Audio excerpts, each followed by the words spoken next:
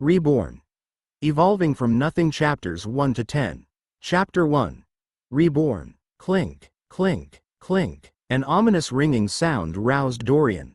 As he began waking up, he felt an odd pressure pushing down on him, constricting him. He tried, and failed, to open his eyes as he came fully awake, his mind awash with confusion. Clink, clink, clink. A wash of memories swept over him as he tried to understand where he was and what was happening. He was a fresh graduate from college, an aerospace engineer celebrating graduation with a night out. Dorian strained his mind, and vaguely remembered crossing a local street, and hearing a loud screeching noise. The very last thing Dorian could recall was a wave of pain crashing into his side, and then a sudden, fading darkness that overwhelmed all. Did I die? Am I dead? He mumbled, or tried to. When he tried to speak, however, all that came out was a gargling echo. Clink, clink, clink. The ringing sound continued for several more minutes as Dorian struggled to see or speak. After a few minutes of effort, Dorian figured out that while he still couldn't see or speak, he was able to move, albeit very slowly. By focusing his will on moving his body forward, he felt himself sluggishly start to drift forward.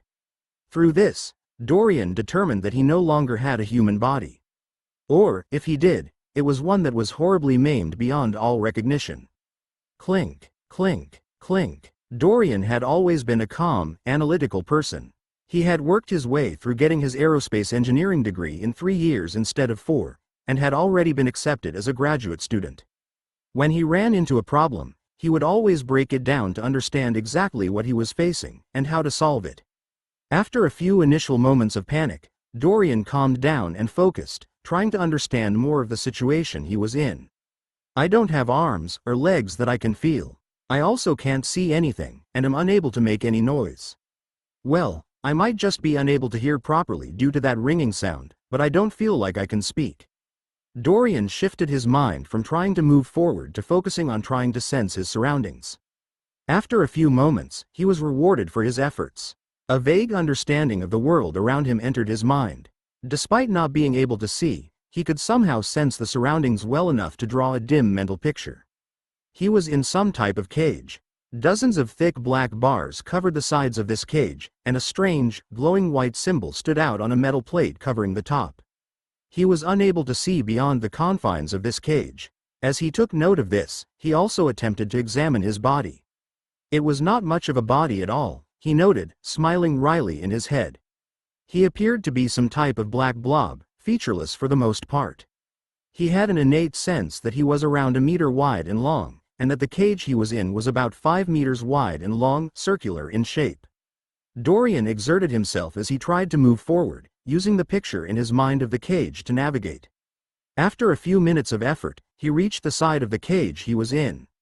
He slowly extended himself forward as he came into contact with the bars of the cage. He felt nothing. His sense of touch seemed to no longer be present as well. He noted, however, that instead of having his black blobbish self pass through the holes in the cage, an invisible barrier pushed back, keeping him from escaping. Dorian worked at trying to slip through for a few minutes before giving up, sliding back into the middle of his circular cage. He calmed himself down for a few moments, trying to come up with a plan. I'm stuck here, it seems, he muttered in his head as he turned his focus up to the roof of his cage. A glowing, white symbol lit up the top of his cage.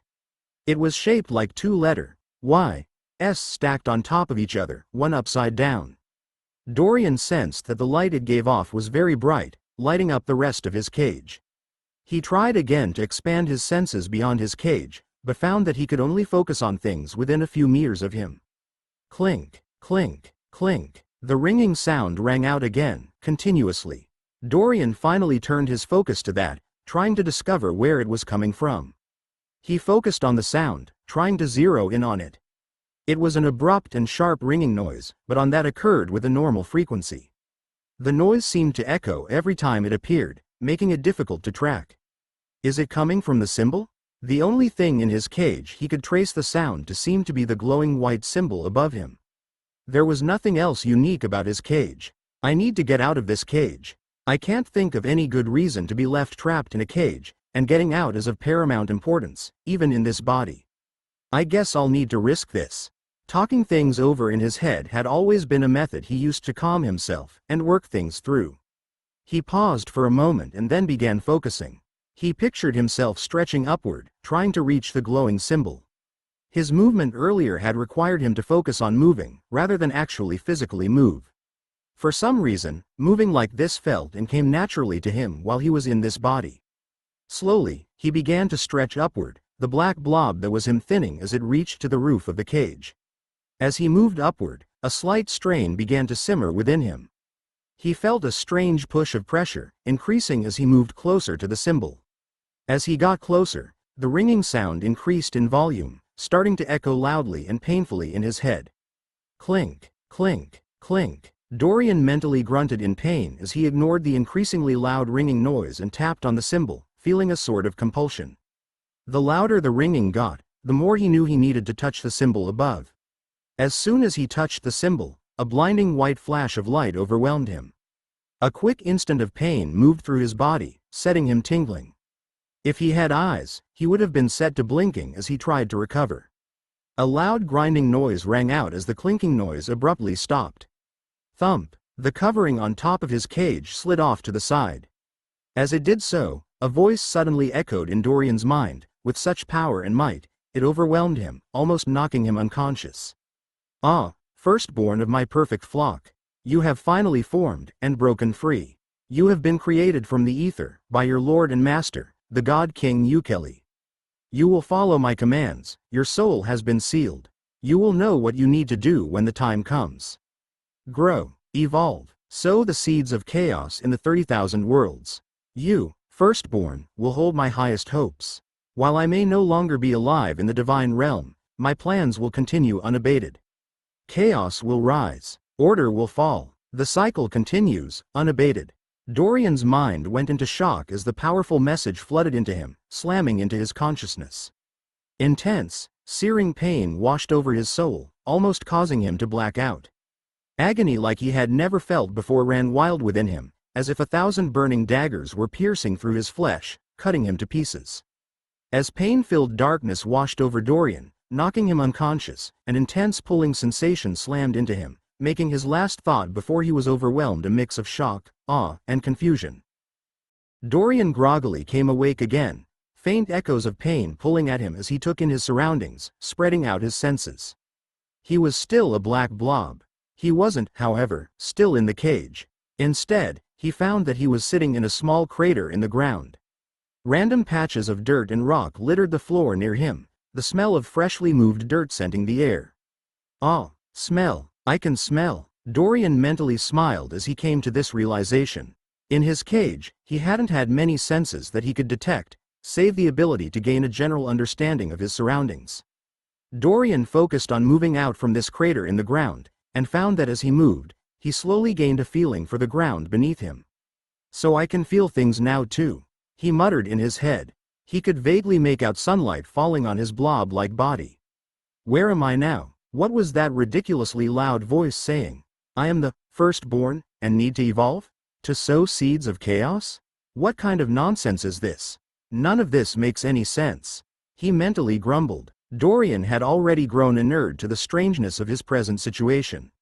He half expected an angel or god to appear, ordering him off on some mystical quest.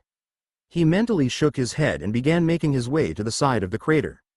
As he reached the edge of the crater, climbing up the side of the wall, he spread his awareness out as far as he could, trying to sense his surroundings. Gradually, an image of the area he was in came into focus. He also found that anything within 25 meters of him was something he could detect. He was in a small clearing. Several small and large rocks surrounded him, with a small stream about 20 meters off in front of him. He could clearly make out several very large trees next to the river, surrounded by a few bushes.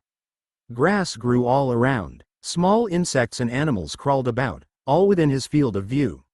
He sensed several fish swimming within the river. Anything past 25 meters, however, was completely blank to Dorian. He couldn't even see the tops of the trees 20 meters away, constrained to only sense the lower portions of them. Behind him were only more rocks, slowly slanting upward, like on a hill or mountain. As Dorian was considered what to do, a flash of blue light spread through him, and a cool voice spoke quietly in his head. Targets for absorption have been detected. Following spell matrix protocol, the host has 3 chances to call upon aid for absorption. Please outline a target and send a command to the matrix when aid is required. Dorian mentally blinked. He waited a moment to see if the voice was going to say anything else. When it remained silent, he tentatively issued a mental question. How do I send a command to the matrix? He received no response. Dorian waited a few more moments. He then turned to focus within himself, figuring that if the voice was telling him to do something, it should be something possible. He scanned his own blobbish body like he did the surroundings, focusing on himself. As he did so, he instantly became aware of a small bead of yellow light deep within himself. He looked closer at the bead, seeing hundreds of thousands of tiny symbols, with white lines connecting them in different fashions. Small darts of energy moved along these lines haphazardly. He immediately latched onto that, focusing on it. As he did so, a flood of knowledge rushed into his mind. This was a soul spell matrix. It was an unbelievably complicated construct of energy and magic, created by combining a countless number of symbols and energy lines. It was this matrix that held together his current body and his soul. It was perfectly fused within him, such that it would be impossible to remove. A voice began to speak within his head. Hello, I am the genie of your soul spell matrix, Asra. You may direct any questions to me. The voice had a faint, feminine edge, and was soothing to hear. Dorian did a double take, surprised. He mentally shook his head, however, surprised that he had even gotten surprised. With all the strange things that were happening, another voice inside his head was hardly that startling. Asra, what is a soul spell matrix? He had been given a general definition of the matrix when he looked at it, but he wanted to know more. All beings, no matter how big or small, across the 30,000 worlds have within them a soul spell matrix. It is through this matrix that they grow stronger and are able to learn new abilities or powers. Your soul spell matrix is unique in that it possesses the complex ability to allow you to evolve, as well as possessing a matrix genie so early in your development. The genie's voice remained cool and relaxing. Dorian's thoughts turned inward. The pulsating bead that was his soul spell matrix seemed incomprehensible to him at the moment, but he was filled with an intense curiosity. How did this work? This was all so strange. You said mine is unique in that it allows me to evolve. What specifically do you mean by that? He queried. By absorbing other beings' soul spell matrices, you can absorb some of their abilities or their bloodlines and evolve, transforming into a new or different being. You will not always evolve when you absorb a creature's soul spell matrix, but your strength and capabilities will grow. This ability was personally designed by the God King Ukeli to craft the perfect being. Regular soul spell matrices can grow and expand, allowing a being to grow stronger or more powerful, but they can never let a creature change their fundamental race. A goblin soul spell matrix will always be a goblin soul spell matrix. It was only through millions of years of research and experimentation that his worship was able to create your soul spell matrix. Okay, Dorian responded, thinking quickly as he mulled things over. Then what am I supposed to do? Why did he pull my soul from the ether? Why am I here? That was the thing bothering him. Why was he chosen? It made no sense. He had been a regular human. The matrix genie paused. I am unsure. There appears to have been some type of. The Reborn should not possess any intelligence or memories at first, yet you appear to. The soul seal should have been applied to your soul to remove such things. Yet it appears to have failed. The firstborn appears to have been. His worship does not make mistakes. The firstborn's reason for intelligence is merely beyond my understanding. I see. Dorian understood, somewhat. Whatever soul seal was supposed to wipe his memories and enslave him appeared to have failed. Perhaps it was because he was the first, or perhaps some random mistake of fate. Regardless, he was free now, and he had no intentions of being someone else's slave. Before he could thinking about this further, however, Dorian's thoughts were rudely interrupted. A large salamander appeared at the edge of Dorian's vision, bursting into the river in front of him, attacking a fish. The lizard was large, several feet long and covered in shimmering green scales. It had a long, teeth-filled mouth that latched onto one of the small fish swimming in the river. As soon as it grabbed a meal, the salamander leapt out of the water, sliding to a halt in the grassy area. It started to devour its meal before it paused, looking at Dorian curiously. Target for absorption has been detected. Chapter 2. First evolution. Red salamander. Dorian stared at the salamander, this time taking a closer mental look at it. It was around 1.5 meters long, with clawed feet and beady green eyes. Each claw was around 1/2 foot long, and looked to be dangerously sharp. The salamander was currently studying him while munching on a fish. How do I absorb this creature? Dorian asked Asra, curious. In your present state, it is extremely unlikely you will be able to absorb any creature without the aid of your soul spell matrix. Thanks to the work of his worship, your soul spell matrix will aid you in absorption exactly 3 times. If you wish to absorb this creature, simply command me and I will assist you. Asra's cool voice responded in Dorian's head. What happens when I absorb it? He asked back. Because this is your first absorption, your current unset body will take on many of the characteristics of your first absorption. Asra replied, is there any way you can list those characteristics to me? Dorian said, starting to plan ahead. He felt excited as he considered the possibilities. The shock of dying and being reborn in this strange new world, in a strange new body, wasn't something Dorian had overcome yet. He was, however, adapting. Dealing with unexpected situations and problems was something he was good at. As long as he could distance himself from the issue and focus on the present, he could deal with his shock later. He would figure out how to get back home, if he could at all, later. No, not presently. Your soul spell matrix is too low a level, your soul wouldn't be able to bear the strain. A cool response back, so it's hit or miss, he muttered, taking another look at the salamander. He mentally shrugged. Well, it's better than a fish, and the sooner I'm not a blob, the better. His own personal safety was of paramount importance now. He could innately tell that his present form was extremely weak. Asra, assist me in absorbing that salamander. He commanded. Acknowledge. Asra's cool voice replied. Immediately, the golden bead within Dorian flashed brightly. The symbols intricately connected to each other began to whir and vibrated, and a powerful beam of white light flashed out from Dorian's body. WHOOSH. In less than a second the light burnt through the air and slammed into the chest of the green-scaled salamander. Before the creature even had time to register the attack, it was already dead. The beam of light vanished into the salamander's chest as it fell to the ground, its eyes lifeless. A mere moment later the salamander's corpse suddenly flung itself towards Dorian. It moved through the air like a ship cutting through water, slamming into Dorian's body with a resounding thud. Dorian took it all in a split second, shocked at the speed of the attack radiating in him. In the split second he commanded Asra to help him, the salamander was already dead. Target returned. Beginning absorption. The voice of Asra broke Dorian from his stupor as white light once more began to emit from the golden bead. A crescendo of light flashed out covering both Dorian and the body of the salamander, and all of a sudden, the world around Dorian transformed into a misty white landscape. This is your evolution space. A small ball of light appeared in the misty white landscape, floating in front of Dorian. He looked at it for a moment, and then around the landscape, slightly confused. Asra, that's you? He asked. The area around him felt like a cool, misty sea. He felt himself relaxing and comfortable just by floating here. He strangely couldn't sense his body, not even the blobbish form he had presently. Yes, the ball of light replied, and then continued. You have successfully absorbed a type of red salamander. Its blood origins return as bloodline origins, 74% red salamander, 18% forested ancient snake, 6% hollow lizard, degraded, 1% mire dragon, degraded, 1% various undetermined bloodlines too small to currently measure.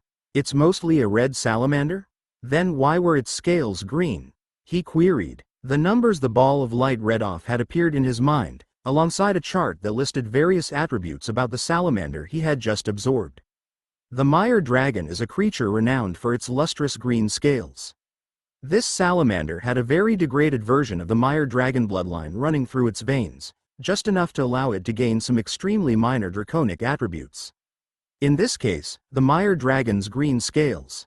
I see. So what now? Dorian asked, unsure. After you absorb a creature, you have the ability to combine, isolate, and withdraw its bloodlines. To evolve into a specific creature, you will need a sufficient amount of its bloodline for your soul spell matrix to work with.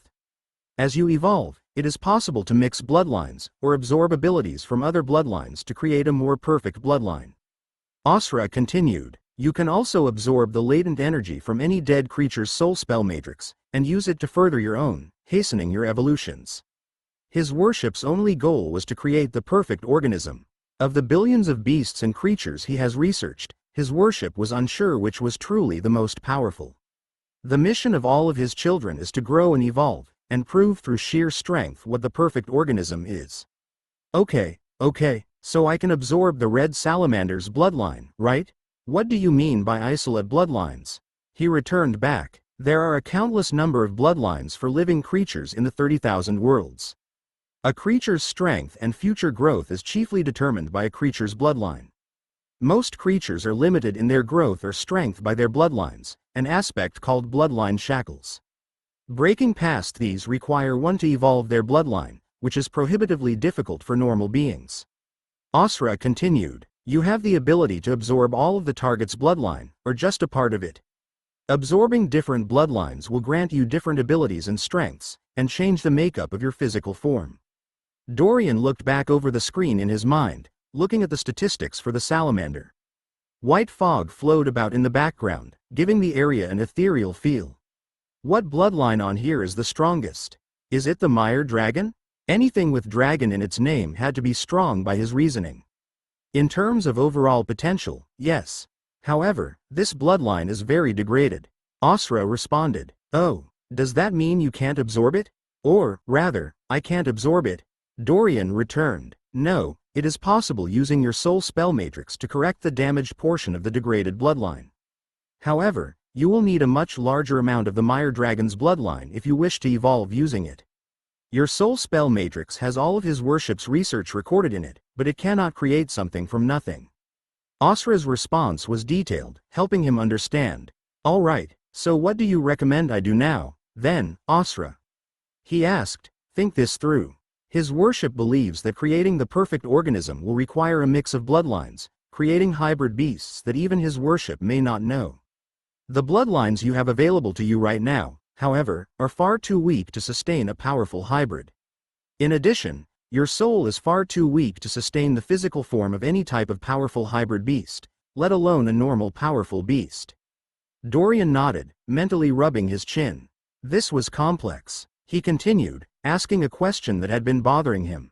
Aren't there any bloodlines already stored in my matrix?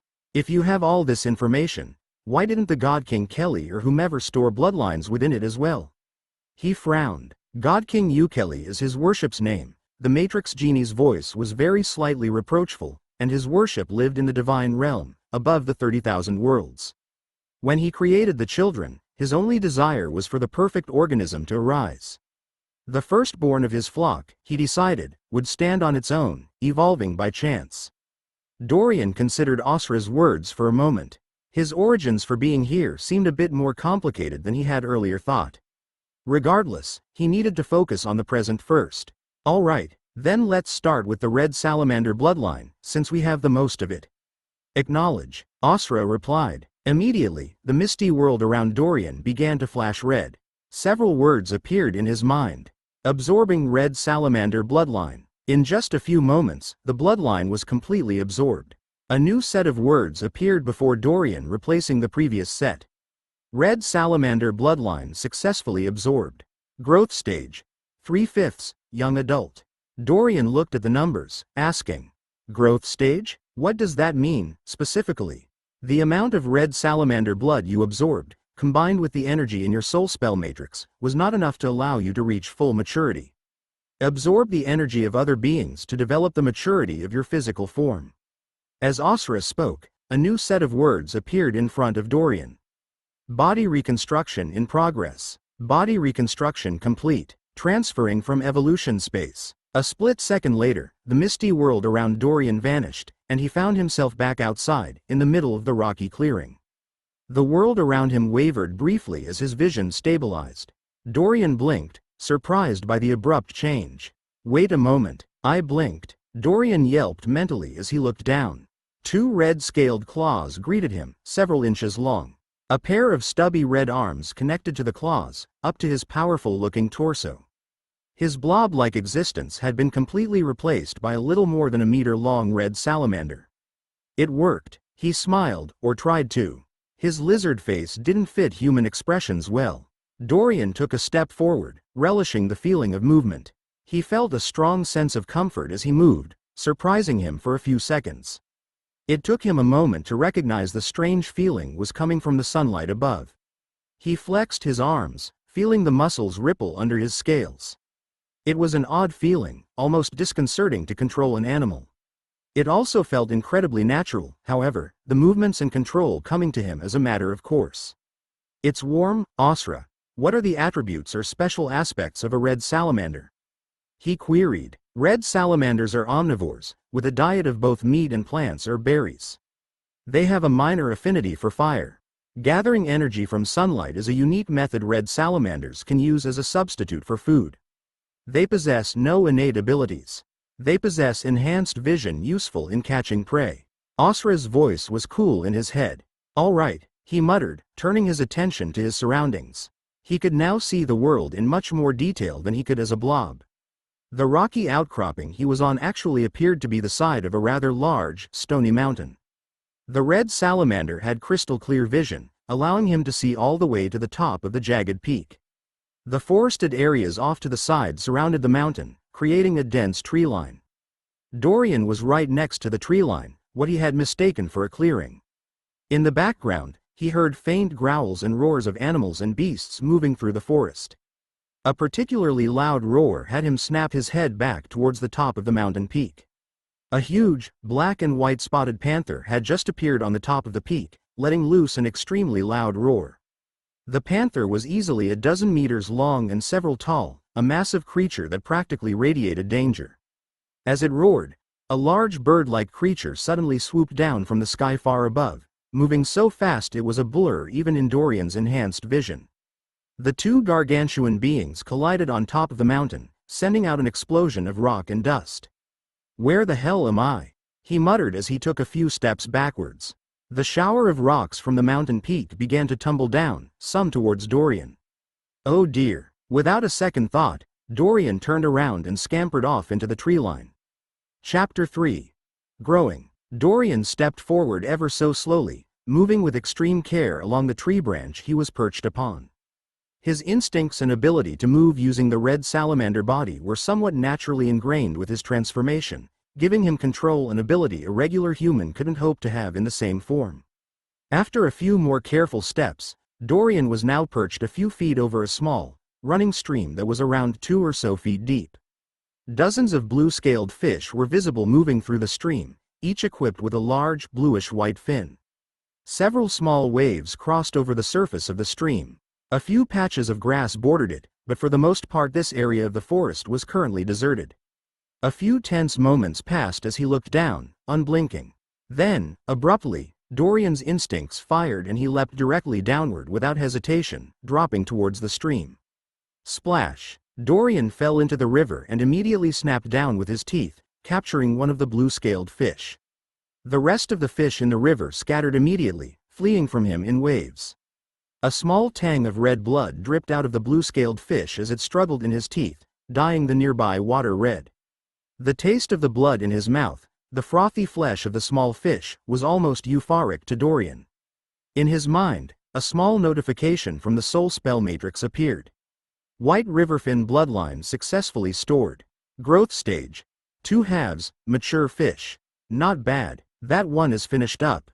Dorian mumbled as he chewed on the remains of the fish, swallowing it down. His palate after becoming a red salamander had changed greatly.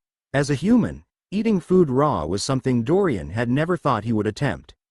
As a red salamander, cooking food was simply an unnecessary extra step. It had been 3 days since Dorian first came to this world. In that time, he had been busy. After fleeing from the rockslide caused by the clash of the 2 massive creatures on the mountain, Dorian had gone warily exploring in the depths of the forest. He took to the treetops as he moved, careful to avoid the attention of any other creatures if he could avoid it. He had fully adapted to moving in his red salamander body. Dorian's first goal had been to make himself a safe place to rest.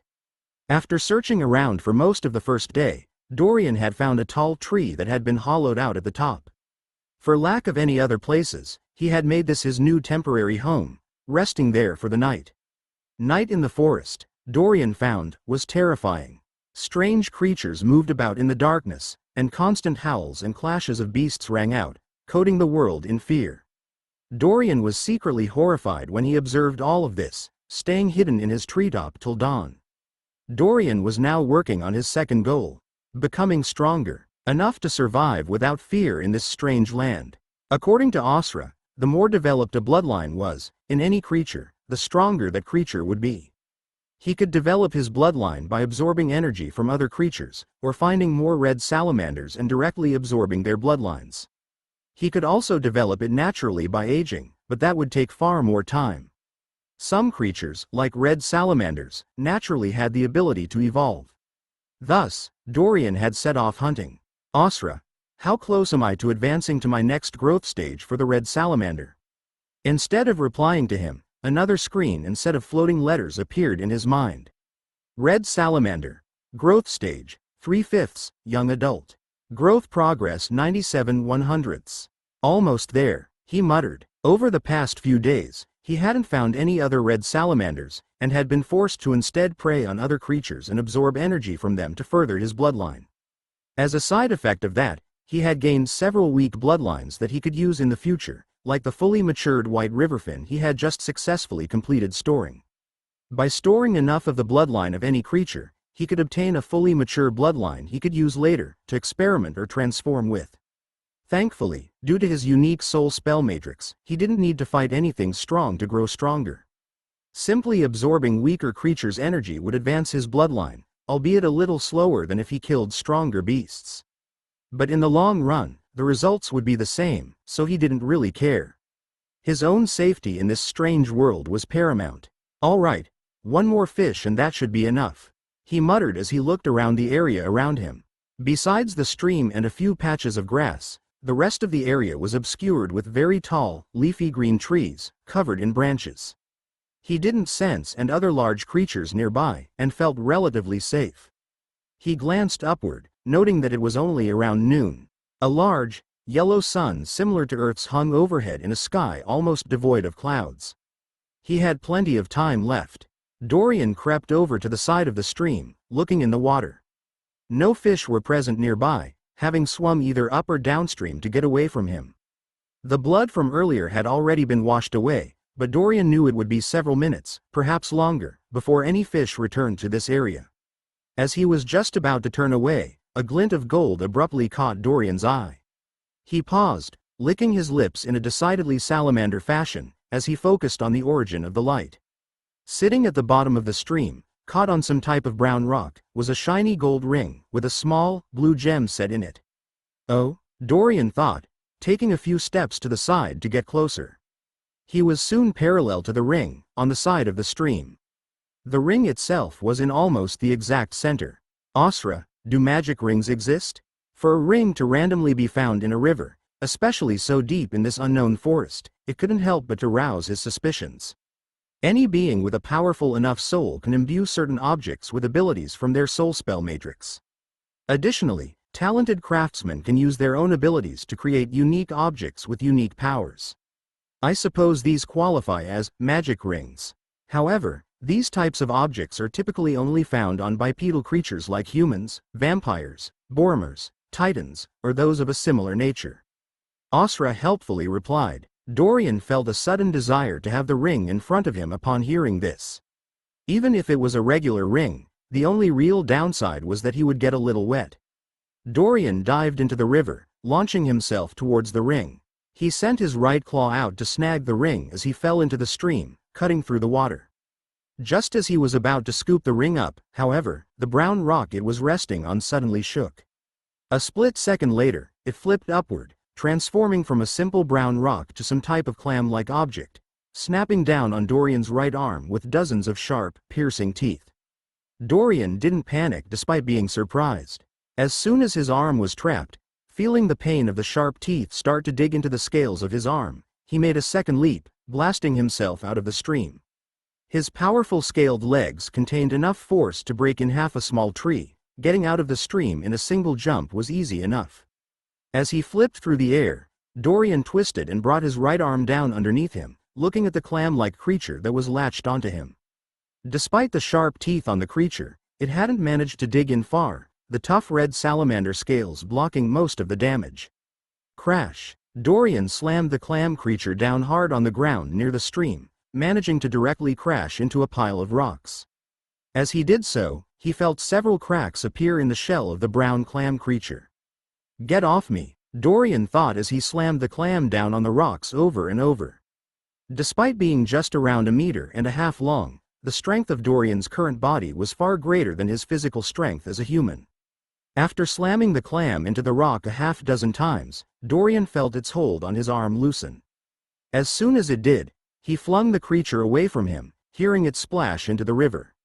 He stumbled backwards a step as he looked at his right arm, seeing several mangled tooth marks. The small wounds each leaked a small drizzle of blood. He shook for a few moments as he tried to calm down, swallowing hard. "Damn, okay, all right, I'm fine," he muttered in his head, still shaking. His arm began to feel sore as he calmed, the wounds prickling. Water streamed down his scales, forming a small puddle beneath him. Adrenaline filled his body, keeping him on edge. He breathed heavily in his salamander form, trying to calm down. "Everything here tries to kill me. What a horrible place." Dorian blinked, shaking his head.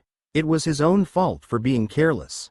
He had never seen a creature like that, however, and had no idea it even existed. "Should I go try to absorb it?" he thought, turning to face the river.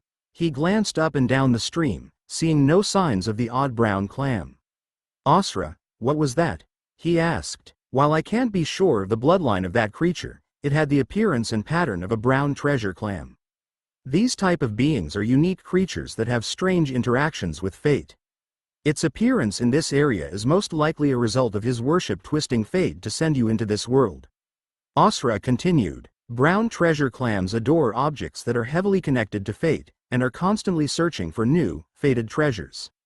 As for their normal interactions, when they go hunting for prey, they begin by injecting any beast that is foolish enough to touch them with a sleeping sedative. They then feast on the sleeping victim, usually resulting in death." Osra coolly replied, "What, they're poisonous?" Dorian turned to look at his wounded arm in alarm. He didn't feel any odd effects. The spell matrix in your soul was designed to give you the power to control bloodlines.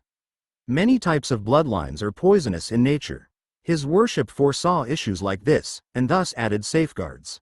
Poison of almost all types will have no effect on you. Though your bloodline is truly that of a red salamander, any foreign substances to that bloodline will automatically be sampled and stored by your soul spell matrix. "Oh, can you show me what the poison was?" Osra replied, curious. "Brown treasure clam. Growth stage 2 halves, venom. Stored amount. 30 milliliters. Not a lot. Still, it could be useful for later." He mentally tapped the screen away, watching it fade, before he responded, "Osra, could you warn me next time if you see something like that, a creature you recognize?" Osra didn't respond. "All right," Dorian frowned. The genie in his spell matrix seemed to only answer questions when it was convenient for it. Still, the assistance Osra gave him was invaluable, and he had no real right to complain. As he looked over at his slightly mangled right arm, Dorian managed a lizard-like smile. He slowly turned his right claw upward, unveiling a small, golden ring. Despite not capturing the brown treasure clam, he had at least managed to grab the ring it held. The damage he had suffered was inconsequential. Red salamanders had a powerful vitality according to Osra, and small wounds like this would heal in a few hours. Already they had stopped bleeding. "Now, how do I use you?" he muttered in his head as he looked at the ring. "Osra, any ideas?" Silence again. "I guess I'll try putting it on." After thinking for a few moments, Dorian slid the ring onto his rightmost claw. He was prepared at a moment's notice to tear it off, however, sitting on edge. A few moments went by with nothing happening. Faint roars in the background indicated the presence of ferocious beasts moving through the forest. A small breeze picked up, fluttering over the stream Dorian stood by. A golden stream of light gradually began to appear from the ring. Dorian watched as the stream of light grew in the air, fluttering around briefly. It then slowly flowed towards Dorian. He watched as the light made contact with him, not feeling any sort of threat or danger. As it did so, a warm feeling of energy flooded into his chest. He also felt a small stream of knowledge appear, containing a short message. To whomever receives this, know that fate has decided you to be the bearer of my death. I am the illustrious elder mage Horhavel, reduced to death's door. After mastering the Tao of light and reaching the peak of the angelic stage of the soul, I sought to break past the shackles that held me to the 30,000 worlds and achieve godhood. Alas, I have failed. At the last moment, a cadre of sorcerers from my thieving allies, the Golden Kingdom, betrayed me, and struck me down when I was most vulnerable. Despite my deathly injuries, I managed to escape, striking down 2 of their pariah mages in the process and tearing a hole in the void, ending up here. The site of my death lies here, deep within this beast-infested forest.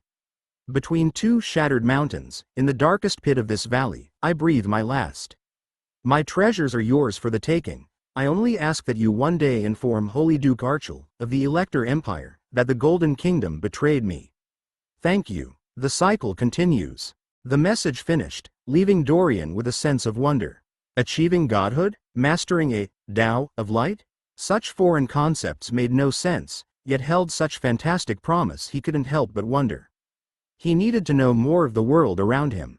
Perhaps Osra could help. Before he could ask anything, however, Osra's voice appeared in his mind. Energy sufficient to be absorbed has entered your body. Would you like to absorb this energy to further the development of your red salamander bloodline? What? Oh, the golden light. Dorian immediately caught on. Yes, absolutely. He was so close to achieving the next stage. If the warm golden energy he felt within him was enough, it should be no issue increasing his strength here. Acknowledge. Dorian felt the warm feeling of energy within him faded as it was voraciously sucked into his soul spell matrix, drawing away.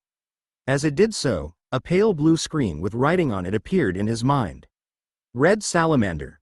Growth stage, 3/5, young adult. Growth progress 786 100ths. Before he could react, a second screen immediately popped up. Growth progress exceeded limit. Growth stage evolution engaged. Transporting to evolution space. Chapter 4. New ability. Dorian instantly found himself once more in the misty white evolution space from before. The process to evolve between growth stages was automatic, apparently. In front of him, the outline of his red salamander body appeared, floating in the air. It was slightly translucent, but looked identical to him apart from that, complete with the small wounds in his scales on his right arm. As he watched, the body slowly transformed. It extended from being just a bit over 1.5 meters long to around 1.2 meters in length. The red scales on the body of the red salamander seemed to meld together and become glossier, inherently becoming tougher. His claws took on a very faint red hue, and the overall muscles on his body increased a bit. Body transformation complete. Red salamander. Growth stage, 4/5, mature adult. Growth progress 686 956ths. Huh. So that's me right now. That ring's energy really helped out, wow. He muttered, examining his body closely. As he was in the midst of examining himself, a pair of new screens popped up. New ability gained. Ability. Flame Claws. Description. A basic low-level ability of flame bears, flame tigers, and other flame-aspected creatures. One imbues energy within one's claws, superheating them and giving them a deadly burning potential. The more energy is imbued, the more powerful the heat. The ability is learned naturally through the development of their bloodline. As soon as this ability appeared, a store of knowledge on how to use it appeared in Dorian's mind. He immediately understood how to move energy from his soul to his claws, and how to concentrate that energy so that his claws became superheated, while protecting his own body and scales from being burned. Whoa, interesting, he said aloud as he read over the writing. As he read over it, he felt more than saw this ability merge with his soul spell matrix, condensing into a collection of symbols and merging with the golden bead of light in his soul. Abilities like this were stored in his soul spell matrix, the knowledge permanently recorded. Osra, how strong is my soul? According to the information he now knew, the basic power of this type of attack was dependent on his soul, where his soul spell matrix was located. The more powerful his soul, the more energy he could draw from it and imbue into his claws. Beings with strong souls could use stronger techniques and had more energy and power, typically. It made sense. One's soul spell matrix was located in their soul. It only followed that a being with a strong soul would be stronger. Instead of responding, a new screen appeared in his mind. Dorian, soul status, soul stage, earth stage, peak, health, perfect. A brief screen listed his soul's status. Dorian stared at it for a moment, not comprehending. Asra, can you explain this? He tried to wave a hand at the screen in front of him, forgetting he was formless in his evolution space. Asra seemed to understand regardless, responding. Your soul stage is the stage your soul is at in its growth. Growing from one stage to the next is very difficult, and usually requires an accumulation of both time and energy. You are presently at the peak of the Earth's soul stage. Half of the creatures in the 30,000 worlds never cross above the Earth stage of their soul. As Asra spoke, a new screen appeared. Soul stages. Ascendancy. Angelic. King. Lord. Grand Master. Master. Sky. Earth. Current. Mortal. This is a list of the separate stages of the soul you can develop. Dorian looked up and down the list. As he glanced over the angelic stage, he remembered the message the ring had given him talked about reaching that stage. The respect he had for that fallen mage grew. So at least I'm not at the bottom level, huh? This is kind of like a video game from Earth. Asra, is there any fast way for me to increase the strength of my soul? It seemed the strength of his soul was closely related to his own personal strength. He would be far safer if he had a strong soul than not. Increasing the strength of your soul takes an accumulation of time and energy, a natural process of growth. However, your unique soul spell matrix can provide a shortcut, in a manner. By developing and absorbing powerful bloodlines and maturing them, you can speed up the growth of your soul. The stronger the bloodline, the more the enhancement. Continue to evolve, and your strength will become limitless. Asra replied. Dorian nodded with understanding, and then promptly exited his evolution space. The world flashed around him briefly and then vanished, the forested area and stream once more appearing around him. Time seemed to flow slowly in his evolution space, making it appear as if no time had passed at all. As he reappeared, Dorian stretched his body, feeling the long, melded scales of the mature red salamander flex. He felt stronger and more powerful than before, with a noticeable enhancement. He glanced over at his right arm, noting that the injuries he had taken had fully healed. The size of his body, including his muscles, teeth, and claws, had all grown by a level. As he noted this, he saw that the ring he had worn on his right claw was no longer present. He blinked and took a step back, searching the ground for it in panic. After searching for a few seconds, he found the shattered remains of the ring scattered in the grass near the rocks off the river. Whether from his own physical growth, or from releasing the energy within, the ring had turned into a worthless pile of metal. Dorian grunted and shrugged, a rather odd-looking movement for 1.5 meters long, and a little less than 1 meter tall, red salamander. He looked at his claws and focused on the information he had just gained, the ability, Flame Claws. As he read into it, it appeared that this was the most basic type of ability. The information inscribed in his soul spell matrix outlined how he could draw energy from his soul in a specific pattern to heat his claws, and how this would also provide a buffer of energy at the base of his claws to avoid burning himself. He decided to test it immediately. His surrounding area was still devoid of any other large creatures, though that wouldn't last long in this jungle. He was safe for now. Dorian closed his eyes and concentrated. Slowly, he looked inward and saw the small golden bead that was his soul spell matrix. This golden bead within him was surrounded by a translucent bubble, about the size of his fist. This was his soul, a near-formless construct of energy that inherently represented who he was, and connected him to his soul spell matrix. According to the information from the ability he had gained by evolving, all Dorian needed to do was will the energy in his soul to move along his body into his claws in a specific manner. Dorian gave it a shot, focusing on his soul. After a few moments, he felt a warm, fuzzy feeling. Slowly, this feeling spread throughout his body. It slowly began to congregate on his right claw, moving naturally in the pattern that had been recorded on his soul spell matrix. After a few moments of concentration, Dorian felt his claws start to take on a noticeable amount of heat. He opened his eyes, maintaining his concentration, and stared at his right claw closely, examining it. His claws had slowly taken on a very faint red tinge over their normal black luster, starting to match the red scales at their base. He tapped one of his claws lightly on the grass beneath him, watching a few pieces sizzle, and immediately the warm energy within him made him feel energized, though he didn't feel any stronger than usual. Dorian took a few tentative steps forward, and then made an enormous leap, jumping at one of the nearby tall tree. THWUK. He crashed down a half-dozen meters up the tree, accidentally overshooting his target. He scrambled to hold on as he sank his claws into the tree. He had forgotten he had just reached the next growth stage of his red salamander body, and grown stronger as a result. As soon as his front claws made contact, however, they melted through the outer layer of the tree, sinking in. Several bursts of fire formed and then went out. As he did so, Dorian felt an unsettling, tiring feeling. He immediately stopped drawing on energy from his soul as he clutched onto the tree, feeling slightly dizzy. Asra, can you show me how much energy is in my soul? Standardize my maximum amount at 100%. Also list how long it will take me to fully recharge. As he grew more familiar with the genie and his soul spell matrix, he had figured out more convenient ways to display things, the engineer in him demanding specifics. A blue screen appeared in his mind, his soul status screen from before, but with an extra line added to it. Dorian, soul status, soul stage, earth stage, peak, health, perfect, energy, 47%, will fully restore in 41 minutes. Geez, this ability draws a lot of energy.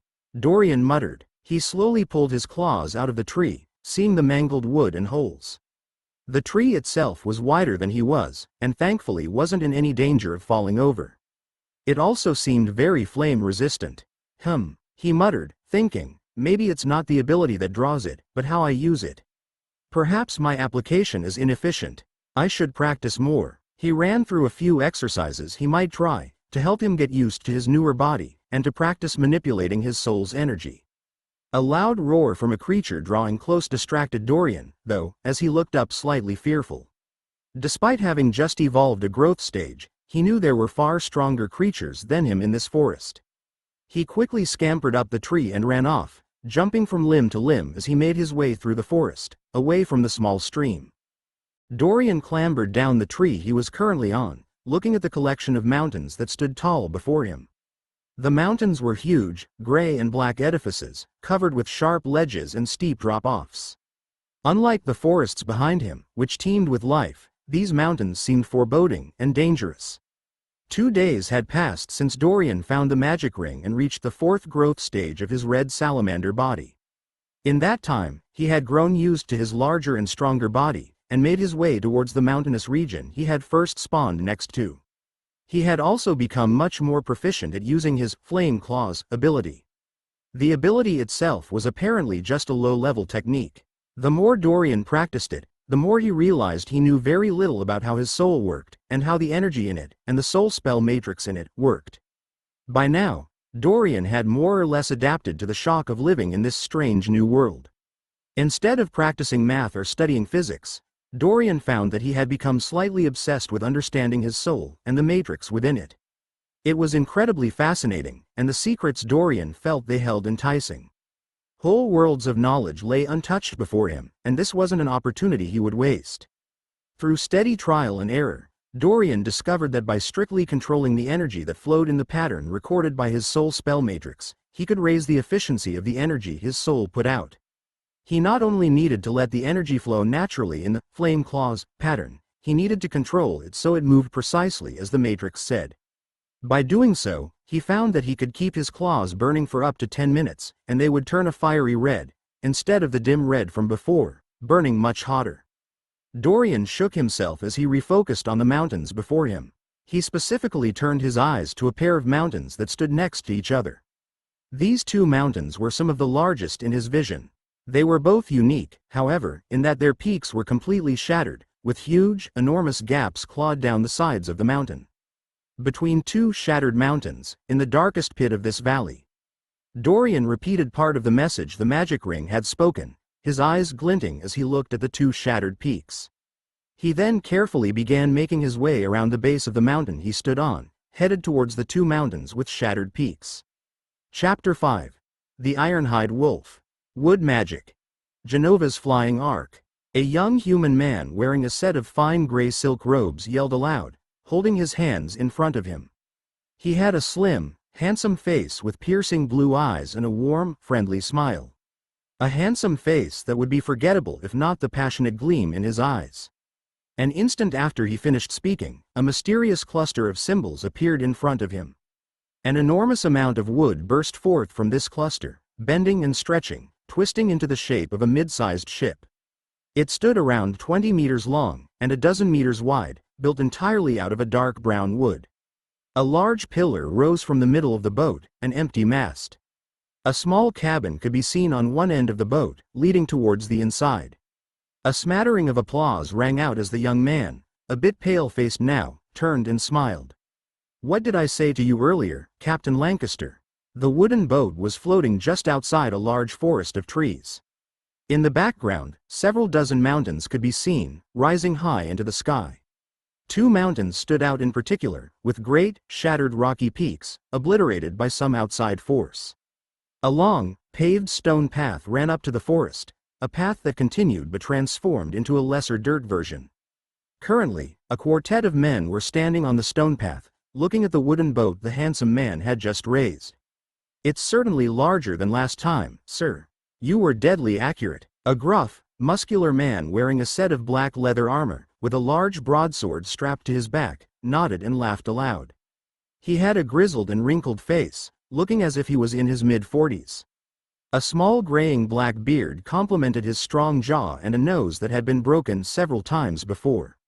His short, completely gray hair was at odds with his still mostly black beard, but complemented his tall 6.5 feet of height. Two of the men beside the captain were dressed in similar black leather armor, but with younger, tanned faces looking as if they were in their early 30s. They were equally muscular, and both had a pair of short swords strapped to their waists. According to Lancaster, they were twins from one of the lesser 30,000 worlds that had left their world seeking fortune, and ended up among the Universal Quinto Guard alongside him. The last observer gave a friendly nod to the young man, stating, "This will certainly be of aid in transport over the forest and save us a great deal of time. We'll still need to step down and travel on foot once we near the mountains, however. There are Grandmaster-class beasts there, after all." A man dressed in faded green armor, with a longbow strapped to his back, the picture of an adept forest ranger. He had a mixture of green and gray paint covered his face, making his features indistinguishable, save for a bushy brown beard. Of course. William Roble nodded, understanding. As a wizard that had just reached the sky stage, specializing in wood magic, he well understood the threats that powerful beasts could muster, especially those with a powerful soul. His spells were powerful, and the strength of one's soul wasn't everything, but it was better to exercise caution. In the 30,000 worlds, there were tens of thousands of different types of magic. The vast majority of wizards would choose to focus on a singular type. After all, each different type of magic required incredibly complex concentrations of energy, using the power of one's spell soul matrix. Spells from one type would all have relatively similar symbolic incantations and concentrations, though the stronger spells or more complex spells would require more and more effort and precision. William studied wood magic, a versatile type of magic that functioned as an efficient jack of all trades, suited for someone like himself who preferred to function without other mages. It wasn't the most powerful type of magic, nor was it the flashiest, but he hadn't exactly had many choices open to him when he picked it. His lot in life had been decided at his birth. He was a bastard. He shook the irrelevant thoughts from his mind, however, focusing on his current goal: hunting down the legendary Ironhide wolf that thrived within the depths of the mountains. Dorian huddled behind a small set of boulders, sliding his body between two of them and keeping absolutely still. He didn't even dare to breathe as he lay there, completely silent. Thud, thud, heavy footsteps set the ground to shaking as a huge beast passed by the boulders he was hiding at, moving down the mountain. "That's a dinosaur. Are you serious?" Dorian mentally yelled, making sure to still not make a sound.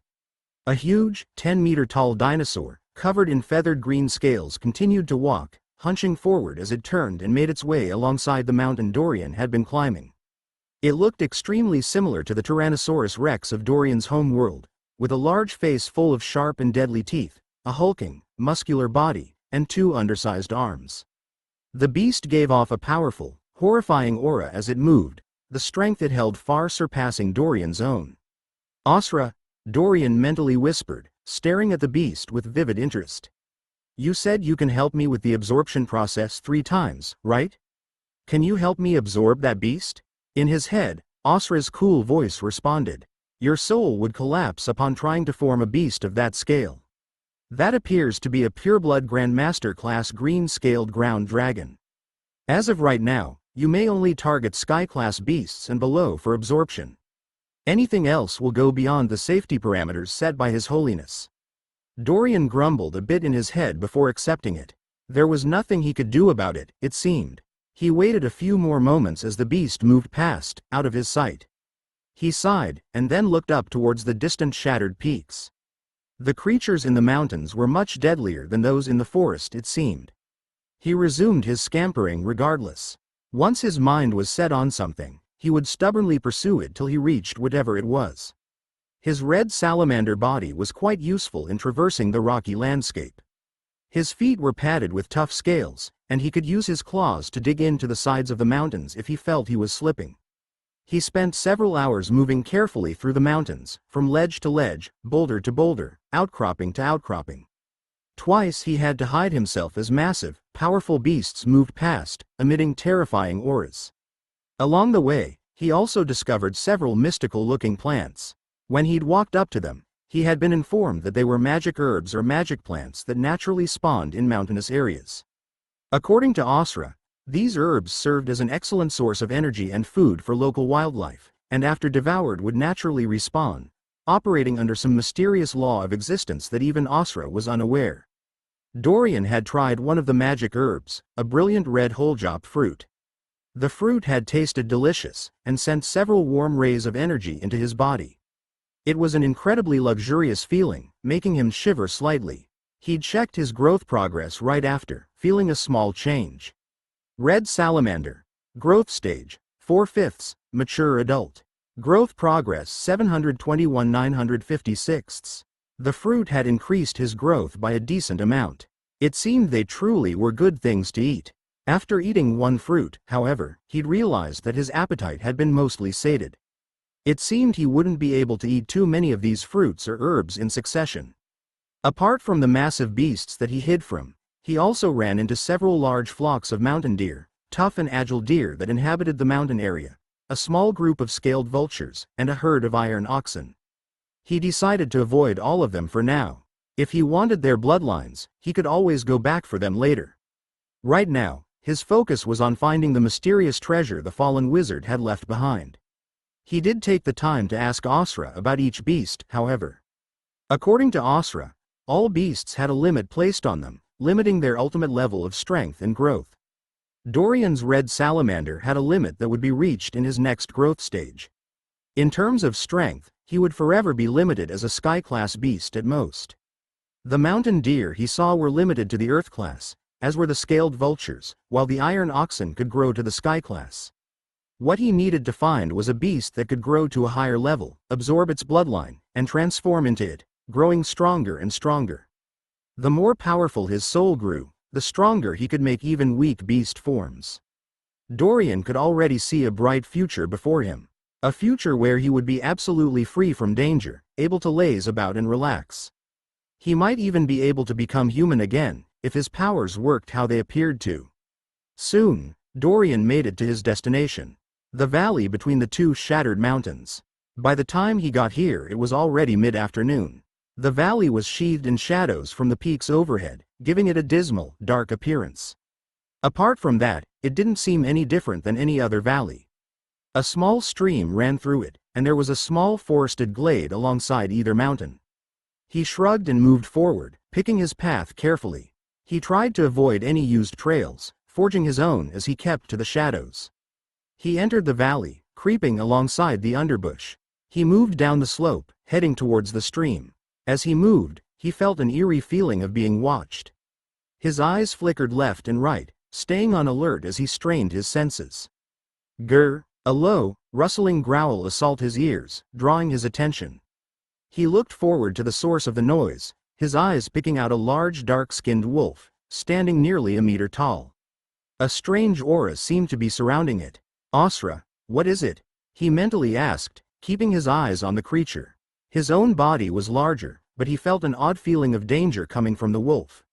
An ironhide wolf, a much rarer version of an iron wolf. They have the ability to naturally strengthen their hide to incredible levels, making older ironhide wolves extremely tough creatures to defeat. Their hides are extremely coveted among intelligent creatures in use for crafting powerful defensive tools. This one appears to have just become a sky-class beast, an impressive feat for one so young. Dorian frowned intensely. A beast like this seemed like a perfect target for his next evolution. However, it also seemed much stronger than he currently was. What are my chances of defeating it right here, in combat? He asked. Asra didn't respond. Dorian mentally rolled his eyes, and then began backing up slowly. He could use one of his 2 remaining absorptions to take in the bloodline of the beast, but he decided he wanted to save those for moments when he needed them. He would come back here when he was fully grown, and then try to take the wolf out naturally first. Slowly, he began to backing up. The wolf didn't follow, only staring at him with its gleaming black eyes. Just as Dorian finished backing away, and was preparing to turn around, he heard something he hadn't heard in a long time. A human voice. Wood magic. Goliath's fist. Chapter 6. Humans. Wood magic. Goliath's fist. Dorian watched with wide eyes as an enormous fist made out of a type of dark black wood materialized above the ironhide wolf, crashing down on it. Boom! The wooden fist had appeared out of nowhere, and moved with such speed and strength that the wolf was unable to avoid it, even if it was a sky-class beast. The resulting impact caused the first to explode and splinter, shards of wooden shrapnel bursting outward. The wolf let out an angry whimper as the fist slammed directly down on its head, crushing it into the ground. The attack took it completely by surprise, when its attention was focused entirely on the red salamander in front of it. The ironhide wolf stayed down after the impact, laying on the ground unmoving. Dorian scampered over to a tree, keeping himself as low to the ground as possible as he watched all of this. Gradually, the figures of several human men appeared, walking into the forested clearing near the wolf. 3 of the men were dressed as warriors, wearing dark leather armor and wielding swords. Another looked like some type of forest ranger, while the last wore a set of fine, gray silk robes. Toldro, check its status. William Roble, the man in the silk robes, said, waving his hand at the downed wolf. The man that looked like a forest ranger quickly moved forward, his steps careful but assured. He knelt down next to the wolf, looking it over. It's still alive, and in good condition. As Dorian watched this all unfold, he realized something. The men before him weren't speaking in English, yet he could understand him. Asra, how do I know what they're saying? He mentally queried. His worship, in his unending wisdom, was aware that many people speak different languages in the 30,000 realms. Therefore, he engraved the knowledge of the 6 widespread languages, and the 300 or so lesser languages, into the soul spell matrix of every member of the flock, including you, firstborn. Your understanding and ability to speak is innate, should you form a body capable of speech. Asra's voice responded, cool and concise. Dorian smiled internally at the revelation. He'd always wanted to learn a foreign language, back on Earth. Now, it seemed that wish had been granted, in a way of its own. He shook the memory of Earth from his head after a moment, images of his mother, father, and family popping up. He couldn't afford to think about that right now. Excellent, William said, a huge smile covering his face. They had actually managed to find the ironhide wolf they had been looking for, and not only did they manage to capture it, they managed to capture it easily and alive by taking it by surprise. Ironhide wolves were basically walking treasures, especially living ones that could be raised. His luck really was turning around. Hunting down the rumors for this wolf had turned out to be absolutely worth it. Wood magic. Sealing bell. His fingers twisted as he cast another spell, calling a large, 3-meter tall and 2-meter wide bell into existence.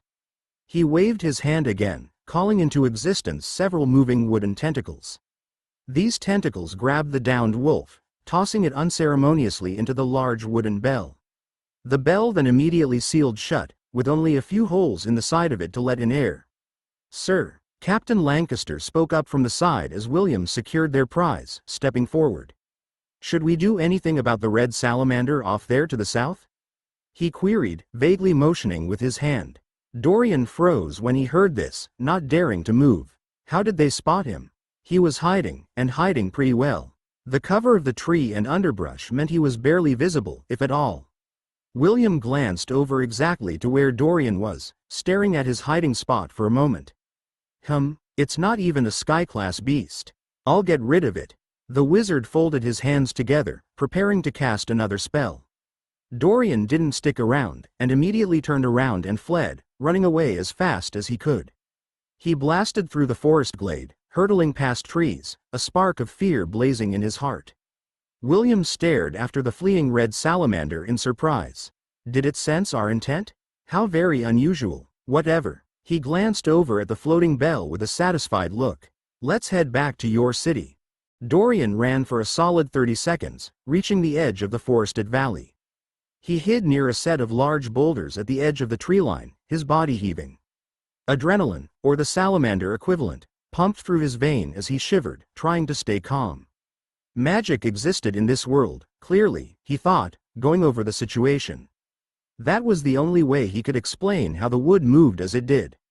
It wasn't very surprising. The existence of his soul spell matrix and his flame claws ability were already magical enough.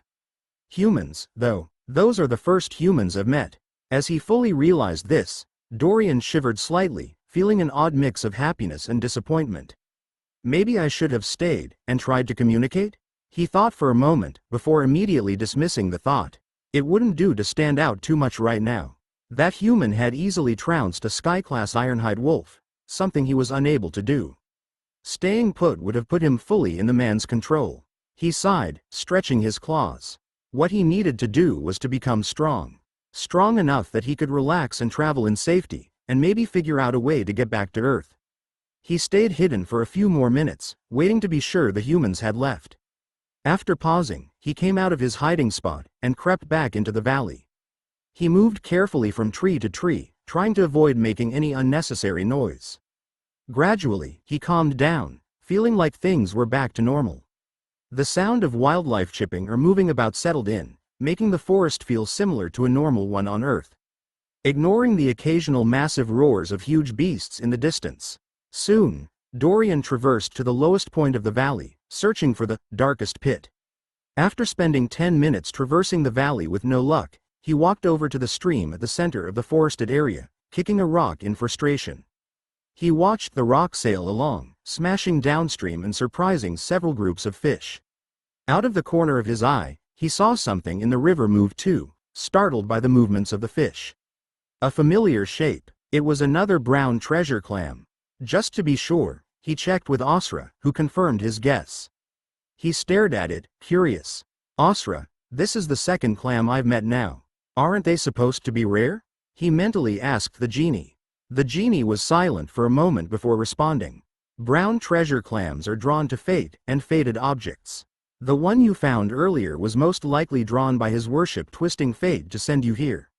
This one here probably has some relation to the previous clam." Dorian's eyes widened at the response, staring at the clam intensely. It was scuttling along the bottom of the stream, slipping through the crystal clear water. As he watched it, he considered a possibility he hadn't thought of before. Maybe the deepest pit in this valley wasn't in the forested area, maybe it was in the stream? He sauntered forward, stalking the clam as it moved away from the crowd of fish, watching its movements. If it was drawn to fate, then there was a distinct possibility its home where it slept would be near the dead wizard's treasure. The clam, after being startled by the fish, seemed to be intent on escape and hiding. It moved along the bottom of the stream for several minutes, leading Dorian down a good 100 meters. He followed it patiently, watching its movements. Just as the stream was entering a bend and turning, all of a sudden, the brown treasure clam vanished, disappearing from his vision. Dorian pounced forward, his eyes alert as he scanned over the part of the stream the clam vanished at. He waded into the water, looking closely. Sure enough, After looking around for a few seconds, Dorian saw an opening in the side of the stream wall. The hole was difficult to see, positioned so that you couldn't see it if you were standing on the outside of the stream. It was decently large, about 2 meters wide and 1.5 meters tall. He crawled up to it, sticking a claw in. He felt rock and then open space. He looked at it again before shrugging. Nothing ventured, nothing gained. Dorian took a huge breath and then dived under the water, pulling himself through the opening. His vision was excellent, even underwater. His eyes quickly adjusted to the darker atmosphere as he took a glance inside. The hole led to a long slanted cave tunnel that seemed to run at a slightly downward angle. The water level in the cave was steady, not rushing outside or in, but in equilibrium. Just barely Dorian saw the brown treasure clam slipping down the end of the visible path and turning. He surfaced for a moment and took another large breath, and then dived back down and began swimming, pulling himself quickly through the passageway. As a red salamander, he could hold his breath for at least several minutes if needed. If he didn't find anything in the first minute, he would just leave and figure out a separate plan. Despite being underground, the cave path seemed to be faintly lit from a type of glowing moss or algae on the cave floor. Dorian moved through the tunnel quickly, reaching the end of the path in a few seconds. As he turned the corner, he saw what looked like a large pool and a layer of water bordered by air. He smiled when he saw this, paddling up a few feet.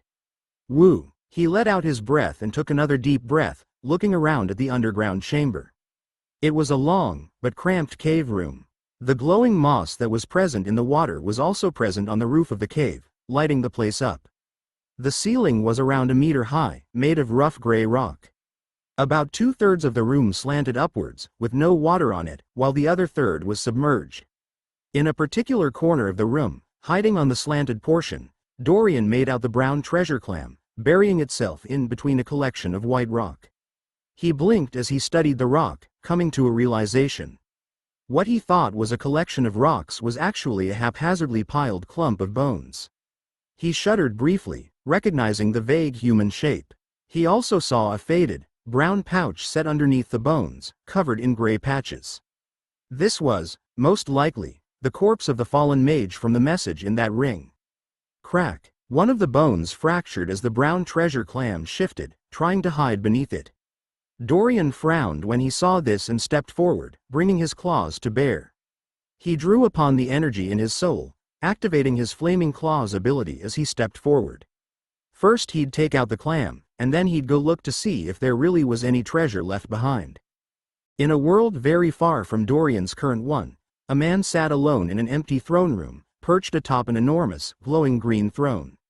The throne stood easily 3 meters tall, and floated in the air, set with intricate carvings of wizards casting spells and fighting off fantastic beasts. Various gems were inset all along the side of the throne, giving it a powerful and rich appearance. The room was empty except for the throne, and a long red carpet leading to it. The bland gray stone that made up the floor and walls contrasted greatly with the powerful, detailed appearance of the throne. A large, glowing yellow sphere lit up the room, floating near the ceiling. The man sitting atop the throne appeared to be middle-aged, with a head of short, graying hair, and a short, gruff black beard. His violet eyes were gleamed with a strange light, while his strong jaw and small nose gave him a masculine, handsome appearance. A long, red scar ran down the length of his right cheek onto his neck, and a set of muscular shoulders.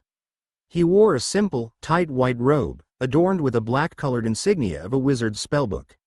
His height was above average, at 6 foot and 5 inches, giving him a towering appearance even while sitting. Atop his head rested a slim, simple golden crown. The man sighed, looking at the empty room. He turned his head back to look across from the throne, towards the only entrance to the room. A huge, 5-meter-tall set of stone doors. "Enter, Cassiera." His voice was rich and warm, but full of a tingling sense of authority and untold power. At the sound of his words, the doors immediately opened. A beautiful, blonde-haired woman walked down the carpet towards the throne, her green eyes and glimmering lips perfectly accentuating her long, silky blonde hair. She was lean and fit, the curves of her body visible through the tight blue dress she wore. "Your Majesty." Cassiera's voice was calm as she stopped 10 meters from the throne, bowing down. A small, blue ornament in her hair glittered. What does the Fate Magic Department's preliminary report state? The man on the throne waved his hand at her, a bored look on his face. The Fate Magic Department was one of the 108 magic departments in the Boral Autarky, the gargantuan organization that controlled more than 10,000 worlds. Cassiera trembled as she heard him respond to her, a look of adoration in her eyes. The disturbances in Fate have appeared in 88 different worlds in total. Of the affected, we have 32 of these worlds under our control. Each disturbance was tumultuous, and while the exact details of what happened are unknown, if left unattended, the fortunes indicate a disaster on the scale of the Yale demon invasion will occur. The man on the throne sat up at this, his eyes widening slightly. The Yale demon invasion had cost the lives of more than 40 billion humans, across more than 500 planets. The unexplained invasion of intelligent and powerful beasts across various world bridges had come after the Graal Alliance. The powerful alliance of intelligent beasts spanning more than 7,000 worlds had collapsed roughly 300 years ago. The alliance had only managed to reform 100 years later. A disaster on this scale would have massive effects, and could change the face of the autarky as it stood. A gleam of interest appeared in the man's eyes. Very interesting. He snapped his fingers twice. Immediately, out of seemingly nowhere, two black masked and robed men appeared. Taran, issue a decree to all 108 departments, requiring a full-scale investigation of the 32 affected worlds under our control. David, meet with the Foreign Ambassador Department and organize overtures to the planets not under our control, informing them of the situation and offering our assistance. Get the information you need from the Fate Department. The man waved his hands as he ordered two of his most trusted subordinates to take action, a smile appearing on his face. He turned to look back at the blue-dressed woman who was staring up at him adoringly. Cassiera, your Fate Department has done well. Inform me if there are any new findings. He gave her a warm nod, dismissing her from the throne room. She backed away reluctantly, bowing as she left. Arthur Tellman, the Wizard King of the Boral Autarky, and the most powerful human in existence, looked around the now empty throne room once more, a smile on his face. It seems things are about to become interesting. Chapter 7. Treasure. Crunch. Dorian smacked his lips as he finished swallowing the brown treasure clam, pleased with its taste. He spat out a few pieces of shell, licking his lips. Defeating the clam had proven easy once it was cornered, unable to escape. Unfortunately, he hadn't found any rare treasure within it like he had the other clam. Red salamander. Growth stage, 4/5, mature adult. Growth progress 757-956. As he mentally checked his soul spell matrix, he noted that his growth progress had advanced once more. He wasn't far off from reaching the 5th, fully grown stage. It seemed the clams were pretty nutritious, as far as energy was concerned. Brown treasure clam. Growth stage 2/2, venom. Stored amount, 63 milliliters. He'd also gained some more of the venom from the brown treasure clam. He didn't have a use for it yet, so he mentally set it aside, focusing on what was in front of him. The bones of the old, dead mage, and the pouch beneath them. The first thing he grabbed was the pouch before him, assuming it would contain any treasure that existed. His sense of touch wasn't as adept as it used to be when he was a human, but as he picked the pouch up, he could feel a rough, leathery feeling. Despite its appearance as an old and withered bag, it was still durable and tough, undamaged. There was a clasp on one end. He slowly worked it open, using his claws carefully. He wasn't as adept at handling things as he would be if he had human hands. The pouch began to tremble as soon as he opened it. Abruptly, a small gush of air blasted out, and the pouch fell down to the ground, where it lay still. Dorian stared at it in confusion, slowly picking it back up again. This appears to be a damaged storage pouch that was looted long ago. I can detect remnant traces of powerful artifacts and tools that once existed within it. The pouch itself appears to have had a lock on it that was damaged many years past, most likely in the process of looting it. Osra's voice popped up in his head. The space in the pouch fully collapsed when you opened it. Someone or something appears to have cleared out this treasure before your visit here. Dorian stared at the pouch, crestfallen. After journeying all the way here, he didn't even manage to find the treasure the ring had mentioned. Someone had already found it, and a long time ago too. He sighed. It seems he couldn't always be lucky. He looked back at the bones, staring at them curiously. They didn't seem any different than a regular set of bones, chalk white and aged. It seemed the mage that had died here must have died a long time ago. The people that looted his corpse hadn't, apparently, felt like burying him.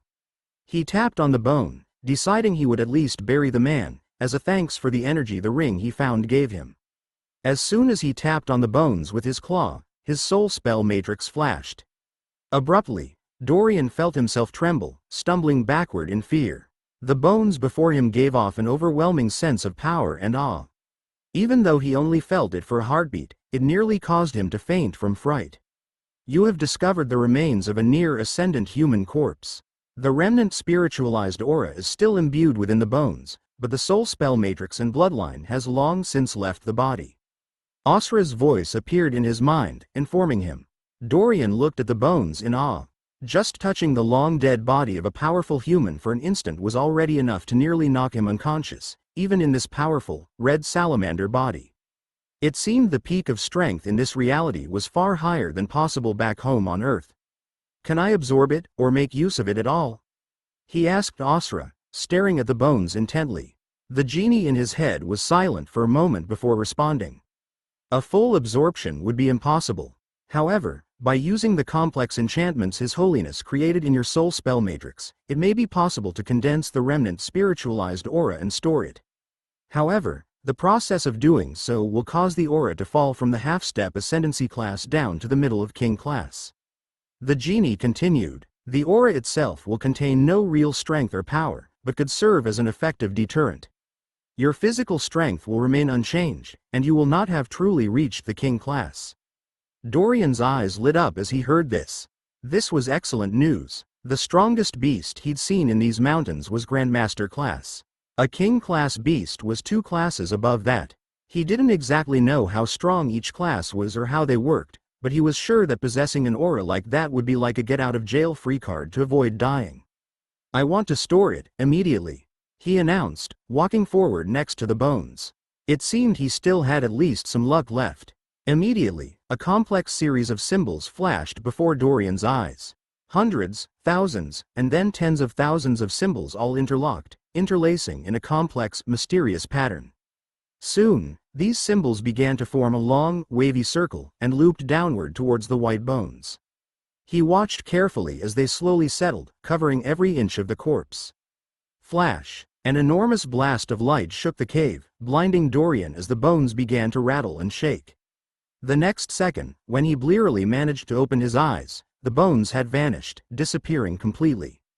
A heavy feeling of tiredness settled in on him, crashing down relentlessly.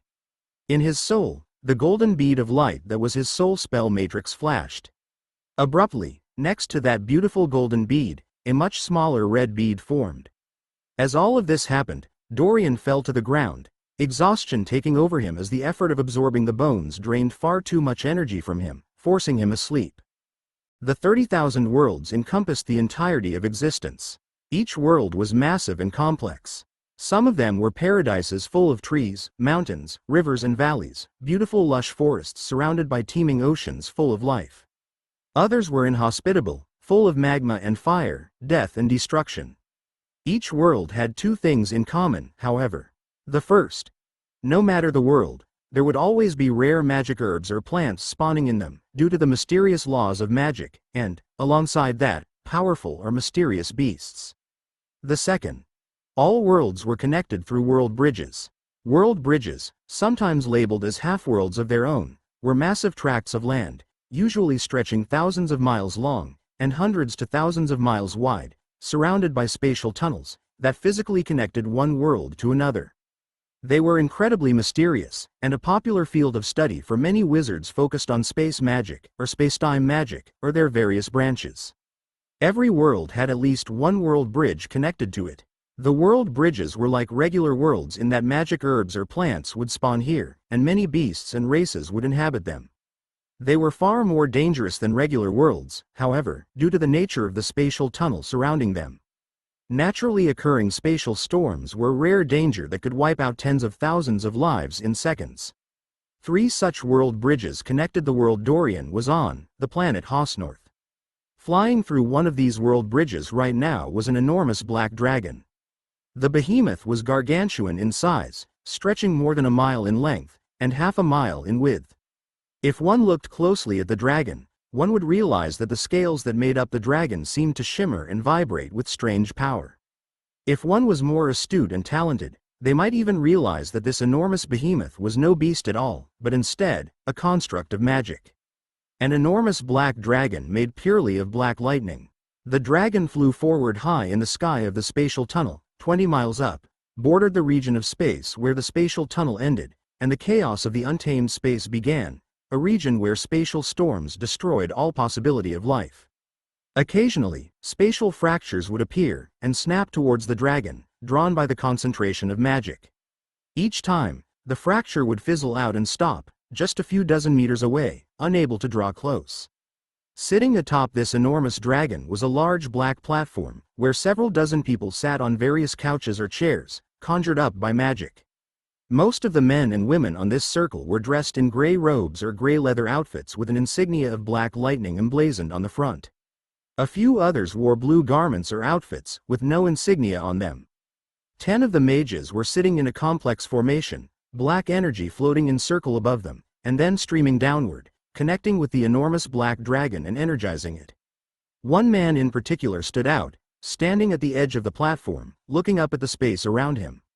He had long, wild black hair, with a muscular physical appearance. A strong chin and jaw complemented his rough smile, giving him a gruff look. Small, black energy particles seemed to flow around this man, giving him an awe-inspiring appearance. A woman wearing a set of blue leather garments walked up, her long red hair floating slightly. She nodded at the man, her calm face and rigid green eyes, while not beautiful, gave her an imposing aura. Congratulations on your breakthrough, Hadrian. To have become a Lord-class wizard at 26 years old. Very few can compare. Her voice was cool, vibrating with energy. Hadrian shrugged, his eyes still calm as he looked out at space beyond. A light breeze streamed past, a result of the energy whipping about around him. No breeze could make it past the magic guard the enormous dragon emanated, protecting its riders. The Black Lightning Department has always had talented figures. I am merely slightly more lucky than the others. His voice was rough, as if he wasn't used to talking. The woman shrugged, her eyes unmoving. Be that as it may, you are still the youngest Black Lightning Wizard to reach the Lord class in the past 500 years. A most impressive feat. I've seen recordings of your battle with the Cell-Sundering Titan, a fight that wiped more than a dozen mountains out of existence. Quote, the man shrugged again, his eyes collected. He turned to look at her briefly before responding. We should arrive at Hausnorth in 3 more days. Inform your fate magicians to ready themselves for foretellings. We are to hunt down the anomaly before the other departments arrive. We were lucky to be in the area when the orders came down. Chapter 8. Second Evolution, Mire Dragon. Dorian came awake slowly, blinking his eyes blearily. He struggled to his feet, looking around. He was still in the underground cavern. He glanced off to the corner where the discarded pouch lay. The chalk-white bones were nowhere to be seen. He felt at his body, closing his eyes. In his mind he visualized his soul. The visualization itself was something that came naturally to him in this world despite not being told how to do it. His soul was a soft, floating bubble of white light. In his soul, the golden bead that had a countless number of symbols represented his soul spell matrix. Next to that golden bead was a much small red bead he hadn't seen before. You have successfully stored the aura of the fallen human, degraded to the middle of king class. The aura itself is not permanent, and will be used up slightly every time you activate it. The amount you have stored is enough to draw on it 4 or 5 times. Osra's voice rang out in his mind, coldly informative. Dorian let out a smile, shaking away the bleariness of his mind. He then turned towards the exit and swam his way out of the cave. As he emerged from the underground cavern, he looked around at the night sky, a hint of worry on his face. Nighttime was the most dangerous time to be out. The night sky of this world was different than his old world of Earth. Instead of millions of stars dotting the sky, there was only a single, large pale white moon, identical in size and scale to the sun that appeared in the daytime. His stomach grumbled, reminding him of how badly he needed food. Absorbing that aura had taken an enormous amount of energy, and he needed to get something to eat now. As this thought ran through his mind, his eyes slipped to the side, where a few fish were resting in the river. After eating his fill of some random, low-class fish, Dorian snuck back into his underground cavern, spending the night there.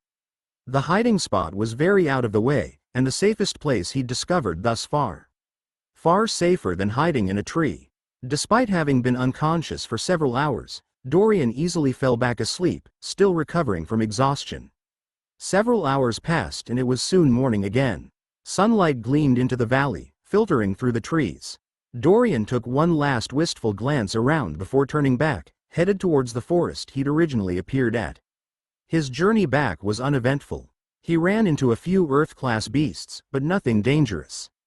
His luck seemed to be in place as he managed to avoid any of the fearful beasts that lived in the mountains, making it out unharmed. He also managed to snag another magic herb on the way out. He ate it down greedily, feeling the energy flow through him. Red Salamander. Growth stage, 4/5, mature adult. Growth progress 812/956.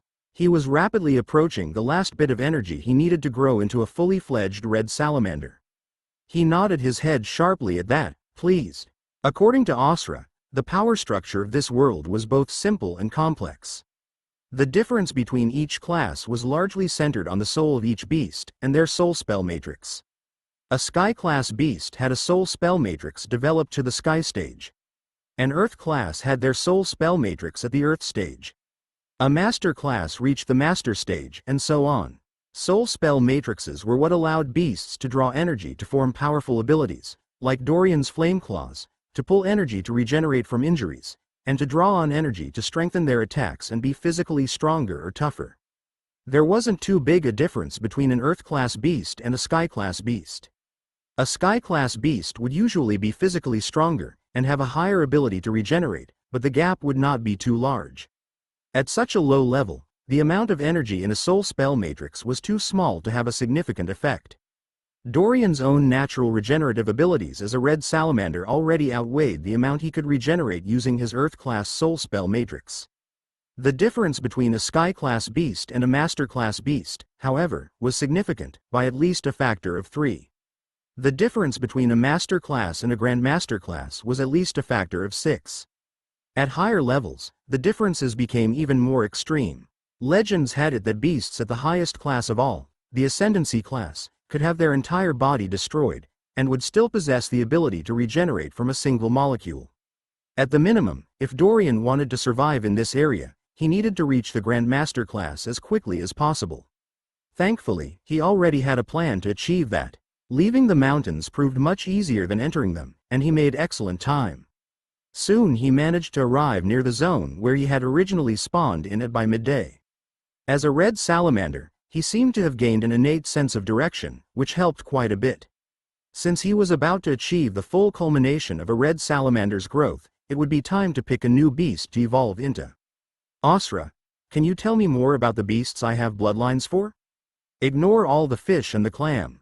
He'd absorbed the bloodlines of the brown treasure claim, but was disappointed in its very weak growth potential. As for the fish he'd eaten, none of them had anything other than ordinary bloodlines. Certainly, Asra's voice responded in his mind. A moment later, and a screen appeared in his mind. Bloodlines stored. Red salamander. Forested ancient snake. Hollow lizard, degraded. Mire dragon, degraded. The red salamander has a maximum growth reaching the Sky stage. The forested ancient snake maxes out at the Earth stage. The hollow lizard's potential reaches the Sky stage, while the mire dragon's potential reaches the Grandmaster stage. Dorian's eyes lit up. One of his bloodlines had the potential to reach the Grandmaster stage. It was the one with dragon in its name. He frowned, however, remembering that the bloodline was degraded.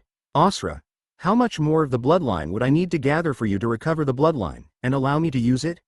He queried. Asra was silent for a moment before responding. Going by the amount found in the red salamander. Approximately 18 more red salamanders at least the Earth stage. Roughly 13 if chosen at the Sky stage. Dorian's eyes glinted as he nodded. It made sense. He then sniffed at the air, making a decision. It was time he went hunting. Several days passed. Over those days, Dorian underwent a transformation, not only in strength, but in mindset as well. Red salamanders were a common beast in this area of the forest.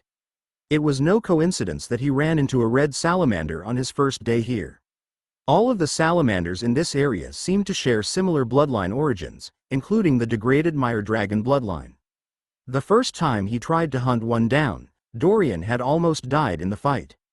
Despite having taken the salamander by surprise, and pouncing down on it from above, the salamander had managed to sink its claws into his chest, almost ripping him apart. While Dorian was in the body of a red salamander, he did not have most of the natural instincts and fighting capability of one. At his core he was still a human being. That said, he had activated his flame claws ability, and turned the tide, smiting the salamander. He was careful to not torch the body, however, saving the blood for him to absorb. It seemed not all red salamanders had the flame claws ability. The grievous wounds he had sustained were vanquished almost immediately as he gained enough energy to evolve into the final stage of growth for a red salamander, becoming an elder red salamander. His body was now a full 2 meters long, with heavy, plated red scales covering him, and a line of sharp spikes down his spine. His claws had grown an inch longer, and his teeth half an inch longer. Physically he was stronger, able to break a 2-foot-thick tree with a swipe of his claws. He felt his regenerative ability increase a small amount, adding to his natural ability to heal as a red salamander. He felt like he could take on 2 of his previous self and come out a winner in a fight. The change in physique and strength made him recognize a bit more what the difference between a sky-class and an earth-class beast were. After killing one red salamander and evolving, Dorian had a much easier time taking out the other red salamanders. He also hardened himself to the violence, becoming inured to it. This was something he needed to do for his survival. It was very rare for any red salamander to become old enough to reach the elder salamander stage. Before Dorian, no beast could simply devour another beast or magic herbs to directly evolve into its next growth stage. Instead, they had to wait for an accumulation of time for their soul spell matrix to slowly grow stronger, maintaining their peak condition. Over the course of the next 3 days, Dorian hunted down 18 Earth-class red salamanders. He didn't manage to find any Sky-class elder red salamanders. Red salamander. Growth stage, 5/5, elder salamander. Growth progress 2313/0. He mentally looked over his growth progress, nodding his head. The excess energy he gained from hunting down and killing various red salamanders had been stored in his soul spell matrix, none of it going to waste. Eating and absorbing the energy from other beasts was different than eating magic herbs in that he could keep on absorbing over and over. When he tried to eat a second magic herb while on the mountain, he felt an overwhelming feeling of sickness, as if he was already stuffed full and eating any more would be dangerous. Osra, I'm ready. After killing the last required salamander, Dorian had decided to sleep, the exhaustion of searching through the forest for the beasts he required taking its toll. It was now the morning of the 4th day since he returned to the forest. The mire dragon bloodline has been fully restored. Further, you have enough of it to successfully evolve into a first-stage mire dragon. Do you wish to evolve? Osra's voice rang out in his head. Yes. Dorian's eyes flashed. A flash of light surrounded him, and he abruptly found himself in a misty white landscape. The evolution space he had appeared in before. A ball of light appeared in front of him. Osra's form. The mire dragon is a creature renowned for its lustrous green scales. It is a draconic creature with a draconic form. As a fully grown adult, its height reaches roughly 4 meters tall, not including its flight-incapable wings. At its highest potential growth stage, it reaches the Grandmaster class. A visualization of the mire dragon appeared in front of Dorian. He grinned as he stared at it, his blood pumping. It was an actual dragon. Evolve me into it, immediately.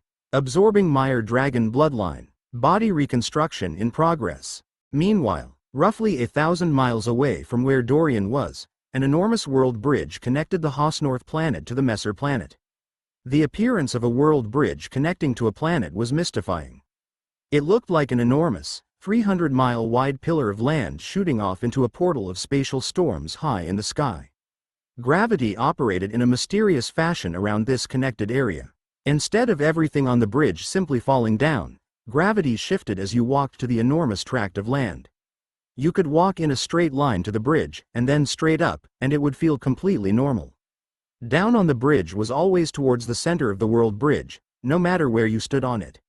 The world bridge here was filled with several large forests, and an enormous river that went all the way down to the planet, and continued on the planet. These swaths of forests were dominated by beasts, and a designated danger zone on the planet and bridge. The enormous river, however, was home to one of the three great powers on the Haas North continent, the Obsidia River Empire.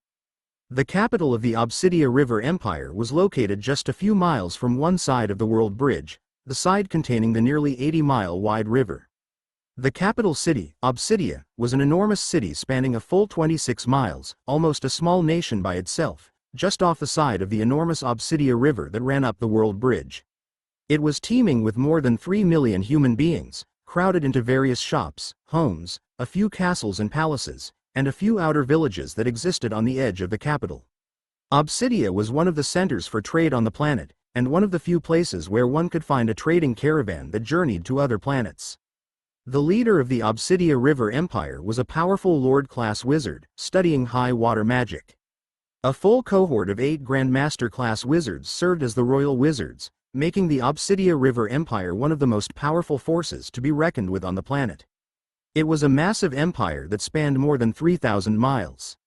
Currently, however, the capital of Obsidia was trembling in fear. For, overhead, an enormous dragon made of black lightning had appeared, sending out an incredibly dangerous aura. Hadrian smiled as he looked down at the fear-struck capital, his eyes aloof. We have arrived. Chapter 9.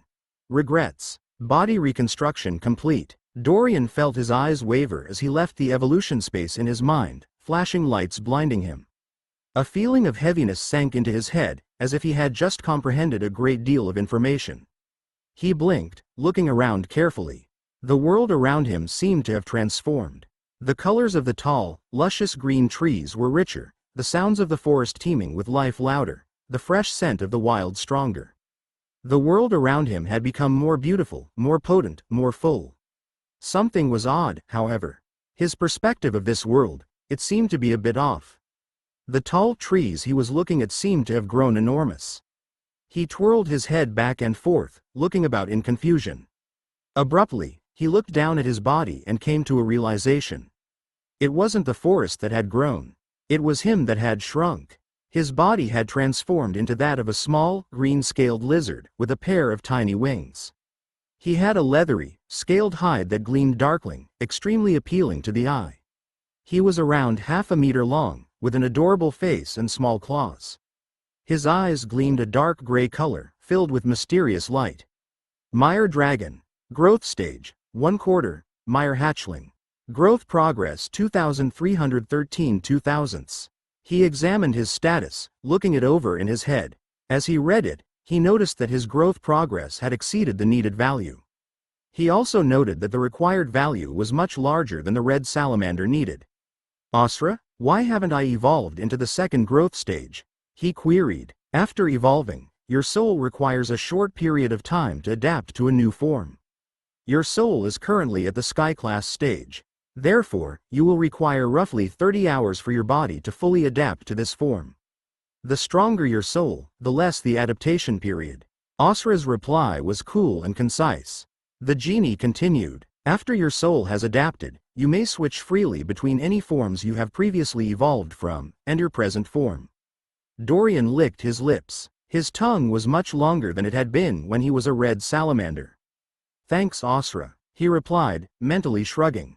It seemed he would just have to wait. He walked over to a tree, tapping on it several times. His claws easily pierced through it. However, with just the physical strength of his body, he was unable to snap the tree like he did when he was an elder red salamander. If he exerted himself he could snap it, but it was close. Though his soul spell matrix had reached the Sky class, he was unable to make up for the limitations of his body entirely. Asra, what class am I right now? He mentally asked the genie in his soul spell matrix. Meyer dragons have 4 distinct stages of growth. A Meyer hatchling is typically at the mortal class. However, with your Sky class soul spell matrix strengthening your physical form, you are presently an Earth class beast. Once you achieve the second stage of growth, you should become a full-fledged Sky class beast. Asra replied. All right, he shrugged. It seemed there was nothing he could do about it for now. He really would just have to wait out the 30 hours. Well, there was one thing he could do. His eyes gleamed. He could still hunt, and absorb more energy to add to his growth progress. Lord Henry. Hadrian gave a nod of recognition to the man before him as he addressed him by his class title, his voice slightly respectful. Black energy floated around his head, vaguely taking on the shape of a halo as he talked. Lord Hadrian, I have heard a great deal of your heroic exploits in the worlds of Messer, Numel, and Telantris. What, may I ask, brings you here to Hosnorth? And here, to my humble kingdom? An elderly man wearing an expensive silk and lace black set of robes sat upon a throne, staring at the wizard in front of him. A powerful sense of authority rolled off his tongue as he spoke, his wizened eyes gleaming. He had a short head of white hair, and a very long white beard that added to his majestic appearance. A glowing, blue crown that appeared to be made out of water rested upon his forehead. This was the Lord-class wizard Henry Mallion, the ruler of the Obsidia River Empire. His voice balanced his respect for the young talent before him with a sense of strength from his own age, experience, and might. The throne was set in a large hall, where several dozen brilliant pillars made out of some blue rock supported a magnificently painted ceiling, a picture of an enormous river cutting through mountains visible. The hall had been cleared for Hadrian when he arrived. Only himself, some of his subordinates and the Fate Department wizards they had teamed up with, as well as a few old men standing near the man sitting on the throne. I will not mince words. Hadrian's voice was gruff as he spoke, as if not used to interacting with other people. His Highness Telman has instructed all the departments to investigate anomalous signals in Fate that have appeared in various locations. One of these anomalies appeared here on Hosnorth. Hadrian waved his hand behind him, at a plain-faced woman standing with a few blue-robed figures. Lara Consta, a Grandmaster-class wizard who studied Fate magic. Lara nodded her head slightly, replying, The Fate Department has pinpointed the occurrences on Hosnorth to the western locale of your empire. The ruler of the Obsidia River Empire blinked, his eyes widening slightly. If this was an order from the wizard King Telman, this was absolutely not something his empire could afford to refuse.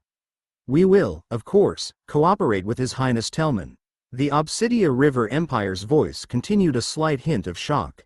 Behind him, several elderly robed men were currently reeling, staring agape at Hadrian. Faintly, Hadrian could make out that they were all decently powerful wizards, at least at the Grandmaster class. Not bad for a random kingdom on a minor world. Hadrian nodded, not expecting any less. A kingdom in a minor world like Hosnorth wouldn't dare ignore the word of the Wizard King.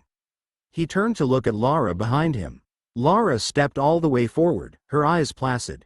After consulting with Fate, we have come up with a plan we would like to implement. We have 9 Master-class Fate wizards here that will begin immediate foretellings to locate the areas affected by Fate. However, due to the general nature of reading Fate, we would like to ask for your cooperation in expanding a search net, and deploying teams of wizards to contain the anomaly. SSAAUURRRR. Dorian's voice was raspy, hissing and nearly incomprehensible as he sat on a boulder, looking out at a distant sunset. Saur, Suar, Suyur, Sewer, Sour, Sour. Dorian played with the word in his mouth, trying to properly say it. He smiled triumphantly as he got the word to sound out clear. That fruit was sewer, he muttered, his tiny draconic form turning to look at a mostly eaten magic herb lying next to him. It had been an eventful day. After transforming into a mire hatchling, he had decided to go hunting for beasts to absorb, trying to gain more energy to store. He had already cleared out a large part of the forest he had spawned in it, so he'd made the decision to leave there, journeying back towards the mountains. The mountain deer he'd seen earlier looked mighty appetizing to him in his draconic form. In terms of speed, as a mire hatchling he was much quicker than he had been as an elder red salamander. He was able to deftly move through the forest, jumping from tree branch to tree branch. Before he managed to get the hang of that movement style, he'd smashed his face into several different branches, and even a tree trunk once. Once he kept at it, though, he managed to pick up a natural gait. Unfortunately, when he arrived at the mountains, the only beasts he ran into were a herd of iron oxen moving through a valley, and an enormous blue-furred ape that crashed down in a hurry away from the mountain, fleeing towards the forest. He wasn't too keen on trying to fight an entire herd of powerful beasts yet, and the blue-furred ape was a master-class beast, according to Asra, and would crush him in a fight. Thankfully, he'd found a blue onion sweetberry on the way, another type of magic herb that added a small amount of energy to his storage, as well as keeping him fed. He had returned all the way to the center of the mountains, to the valley between the two shattered peaks. He was currently sitting on a random outcropping halfway up one of these shattered peaks, looking out at the sunset wistfully. Mudra, Matthi, Mathir, mother, mother, he muttered softly, his voice quiet. Mire dragons, like most draconic beasts in the 30,000 worlds, possessed the ability to communicate. It required a bit of practice, however. Father, father, he sighed, his heart all of a sudden feeling heavy. As he thought of his mother and father, memories he had suppressed ever since coming to this strange world began to flood into his mind. The memories of his previous life flashed before him. His childhood, growing up with his loving parents as an only child. His best friends Jessica, Philip, and Tom. Past girlfriends, past lovers. Thankfully he'd been single when he passed into this world, but he still grieved for the pain his parents must feel. He wondered if he would ever see them again. Dorian was silent as he looked out at the dying sun, his eyes glimmering. You never knew what you had till you lost it. He regretted not telling his parents he loved them, just one more time. He regretting not taking that chance, asking that girl of his dreams out. He regretted not finishing his goals, earning his final degree, getting in shape. As he lay on that deserted rock, tears began to fall down his face. He rocked back and forth, curling up slightly, his small claws clutching at his emerald scales. A breeze rustled past the empty valley as the fading light of day passed, the tendrils of night slowly unveiling. The chaotic echoes of the forest began to fade, the world transforming into an abandoned maze of darkness, an eerie reflection of the once full day. Leaving alone a small, green-scaled dragon, gazing at a vast, empty sky. Dorian sighed again, closing his eyes. He took several deep, ragged breaths, shaking the tears from his head. He opened his eyes anew, a powerful, enthralling light filling them. What use was there of regretting the long-gone past? To dwell on regrets was a path of harm, danger, and death. He can't change what is already done. As far as he knew, there was no going back. The Dorian of that world was dead. He was still Dorian, but a Dorian born anew. In this life, he would have no regrets. He would live to the fullest, however that would be, and wherever that would take him. Life was too precious to worry about otherwise. He nodded his head and shook out his tiny wings, his eyes sharpening as he turned around, moving down the mountain towards the small cave he'd discovered earlier, heading off to rest. Chapter 10. Getting close. William Roble wiped a sheen of nervous sweat away from his forehead as he stared at the group of men standing in front of him, trying not to shiver. His mind wandered as he tried to find out where everything had gone wrong. The past few days had been some of the best of William's life. After he successfully found a sky-class ironhide wolf, and brought it back safely, he'd gained an enormous amount of merit. The Roble family of Yor City was one of the strongest groups in the Western Obsidia Empire. There were over 100 wizards in the family, though more than half of them weren't actual family members, but hired on. The head of the family, Garibald Roble, was a powerful Grand Master-class wizard that specialized in earth magic.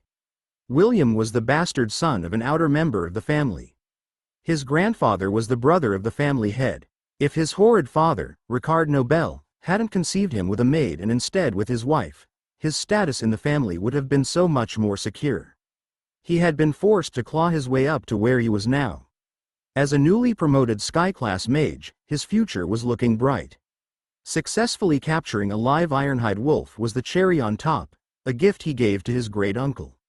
His hatred for his father hasn't lessened, but now, his status in the family was secure, and he could truly live up to the last name he held. His grandfather had personally welcomed him and introduced him to the family head. The past few moments, however, had been nerve-wracking for William. He had been settling in to rest after a night out in the town with a few of the cousins he had met over the past few days. He'd been drinking, still celebrating his newfound acceptance into the family. When he got back to the family compound, a large tract of land in the city with dozens of homes and buildings, he'd been welcomed by a large group of armed warriors and wizards. In the 30,000 worlds, training one's soul spell matrix was the only way to become strong. The strongest humans in existence were all wizards. However, the talent required to become a wizard is significant, and only 1 in 50 people will be able to step beyond the Earth class in terms of magic. If one has no talent in magic, one can always train to become a warrior. Wizards grew their soul spell matrix by accumulating experience in casting spells. A wizard's soul would gradually adapt over time to the type of magic they used. The more times they cast one spell or another, their soul would become baptized by the magic energy and the laws of the universe, gradually increasing in strength. This process could be sped up using magic herbs or rare concoctions made from magic herbs. Warriors that couldn't train magic, however, were forced to take a much cruder path. By training their body extensively and repeatedly, warriors could also force their soul spell matrix to grow via this kind of physical pseudo-baptism. This, when combined with magic herbs or crafted potions, meant you could become strong even without the ability to use magic. The gap between a warrior and a wizard was significant, however. It was generally accepted that a wizard of one class could take out a dozen warriors of the same class with ease. A sky-class wizard could easily take out a dozen sky-class warriors. The higher the class, the larger the gap. An angelic-class wizard could sweep the floor with a higher-ranked ascendancy-class warrior. It wasn't that the warrior was weak. It was simply that magic was far, far too powerful. When William arrived at his home and saw the group that was welcoming him, he had almost fainted in horror. As a sky-class wizard, he had a certain level of sensitivity to other beings. And he could easily detect that the dozen or so black-armored warriors before him were all at least at the master class, with incredibly robust physical bodies.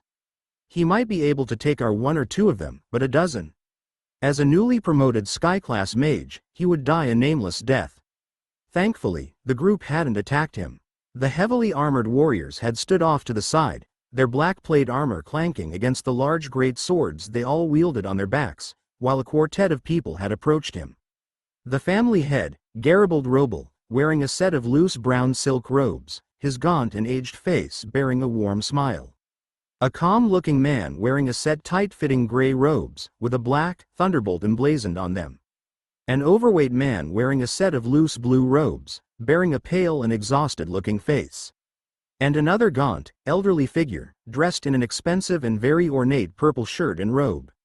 He had nearly fainted again upon seeing them. All of them were radiating a powerful feeling of strength, an aura that indicated each figure here outclassed him. The family head had made the first overture, giving him another warm smile, though a stern look of warning remained in his eyes. "William, my apologies for the abrupt greeting," he said as he waved his arms behind him. "King Henry has personally requested our assistance in a certain matter. This is the royal wizard Aemon, specializing in space magic." He introduced the elderly man wearing the ornate set of purple robes. "And these two are representatives of the Fate Department and the Black Lighting Department of the Boral Autreki. Sir Oblong from the Fate Department, and Sir Graxital from the Black Lightning Department." The tired-looking overweight wizard, Oblong, gave a friendly wave to William, while Graxital merely nodded his head at him. William forced himself to calm down. At this point, he was no longer surprised by the strange situation he was in.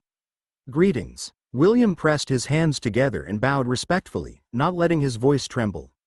Garibaldi nodded approvingly. "How can I be of service?" he queried, feeling a bit lost. The overweight wizard Oblong stepped forward. "I am a master-class wizard specializing in fate. A full cadre of my brothers has arrived here alongside our sister department, the Black Lightning Department." He began, waving his hand at the quiet Graxital.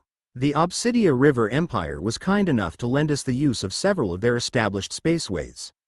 Aemon was kind enough to assist us in traveling here, while my brethren spread across the Empire trying to pinpoint a recent anomaly. Though he acted like the Empire's aid was out of kindness, the reality was that the Empire was unable to refuse. Spatial or space magic was a well-established field in the 30,000 worlds. While it was almost impossible to travel between worlds with space magic, or to travel anywhere in a world bridge due to spatial interference, transport across the surface of an individual world was very possible. The Obsidia River Empire had a network of established spatial ways, special pathways that connected distant points to each other, created and maintained by wizards studying space magic. Operating a spatial way required a large amount of energy and focus, one that increased the farther it traveled. The spatial way Oblong and Graxital had arrived through, alongside the dozen or so black iron guards the Empire had lent them, required a Grandmaster-class wizard studying space magic to operate. Aemon happened to be one of only 2 Grandmaster-class royal wizards studying space magic in the Empire, and was assigned to help them. Oblong continued, "My particular foretelling has led me to your family here." He blinked and rubbed his forehead, looking as if he was trying to wipe away his fatigue. "Specifically to you, William." William nearly fainted for a third time, his mind racing ahead of him. What on earth could have led to this? He stuttered, not knowing how to respond. The family head frowned at his response. William took a deep breath, quickly recovering himself. This situation was unprecedented, but he couldn't let himself flounder now. "Ahem. I have no idea what it could be related to. The only notable actions I've taken recently have been to break through the Sky Class with my wood magic, and to hunt down an ironhide wolf in the Nebra Mountains to the south." His voice was calm and collected, not betraying his emotions. However, contrary to his expectations, Oblong's eyes lit up, the fat on his face trembling as he let out a laugh. "Aha!" Immediately the fat wizard sat down on the ground, clapping his hands together. White light began to flash around his hands as he moved them in a complex pattern. Soon, this gleaming white light flooded into his eyes, giving him a mystifying appearance. William gulped, standing still as he watched the odd antics. He recognized them, somewhat. He'd read about wizards that studied fate magic. Many of their spells centered around using magic to interpret the world around them, to attempt to see into the future or past, and to see how the fate of every being was connected. This field of magic wasn't always reliable and was very difficult to master. The Black Lightning Wizard merely stared at his comrade, as if used to his antics. A few moments passed before the fat wizard stood up, visibly shaking with exhaustion, but with a huge smile on his face. "I think we've found a potential lead, Graxital," he said, nodding at his ally. He turned back to face William. He then looked over towards the royal wizard Aemon and bowed slightly. "It seems we will need your assistance once more, Aemon." The elderly man gave a sharp nod and spoke for the first time, his voice aged. "It is my pleasure to assist in His Highness Telman's mission." His voice contained a faint hint of awe at the name he'd spoken. Oblong turned back towards William. "Tomorrow morning, after I've sufficiently recovered, would you be so kind as to lead us to the place where you captured that ironhide wolf?" The next day, Dorian yawned as he came awake, feeling calmer than he had in a long time. He blinked his eyes as he came fully awake, taking a look at the dismal cave he was resting in. It was the same as ever, poorly lit by the local moss. The damaged space pouch lay off to the side, discarded and broken. He smiled as he took it all in, feeling at peace with himself. His stomach rumbled, however, reminding him that he was still in a body that was swiftly growing. "Osra, how much longer am I in this baby form?" he queried mentally, focusing on his soul spell matrix. "Approximately 6 more hours," Osra's voice responded coolly in his head, "after which you will be able to evolve into a young adult Mire dragon, and freely switch between your salamander and draconic forms, or even merge them, though this may not necessarily create a stronger form." Dorian nodded. It was the answer he expected, according to what he'd learned so far. His stomach rumbled a second time. He stretched his body, feeling the muscles twitch as he got up. It was time to go hunting.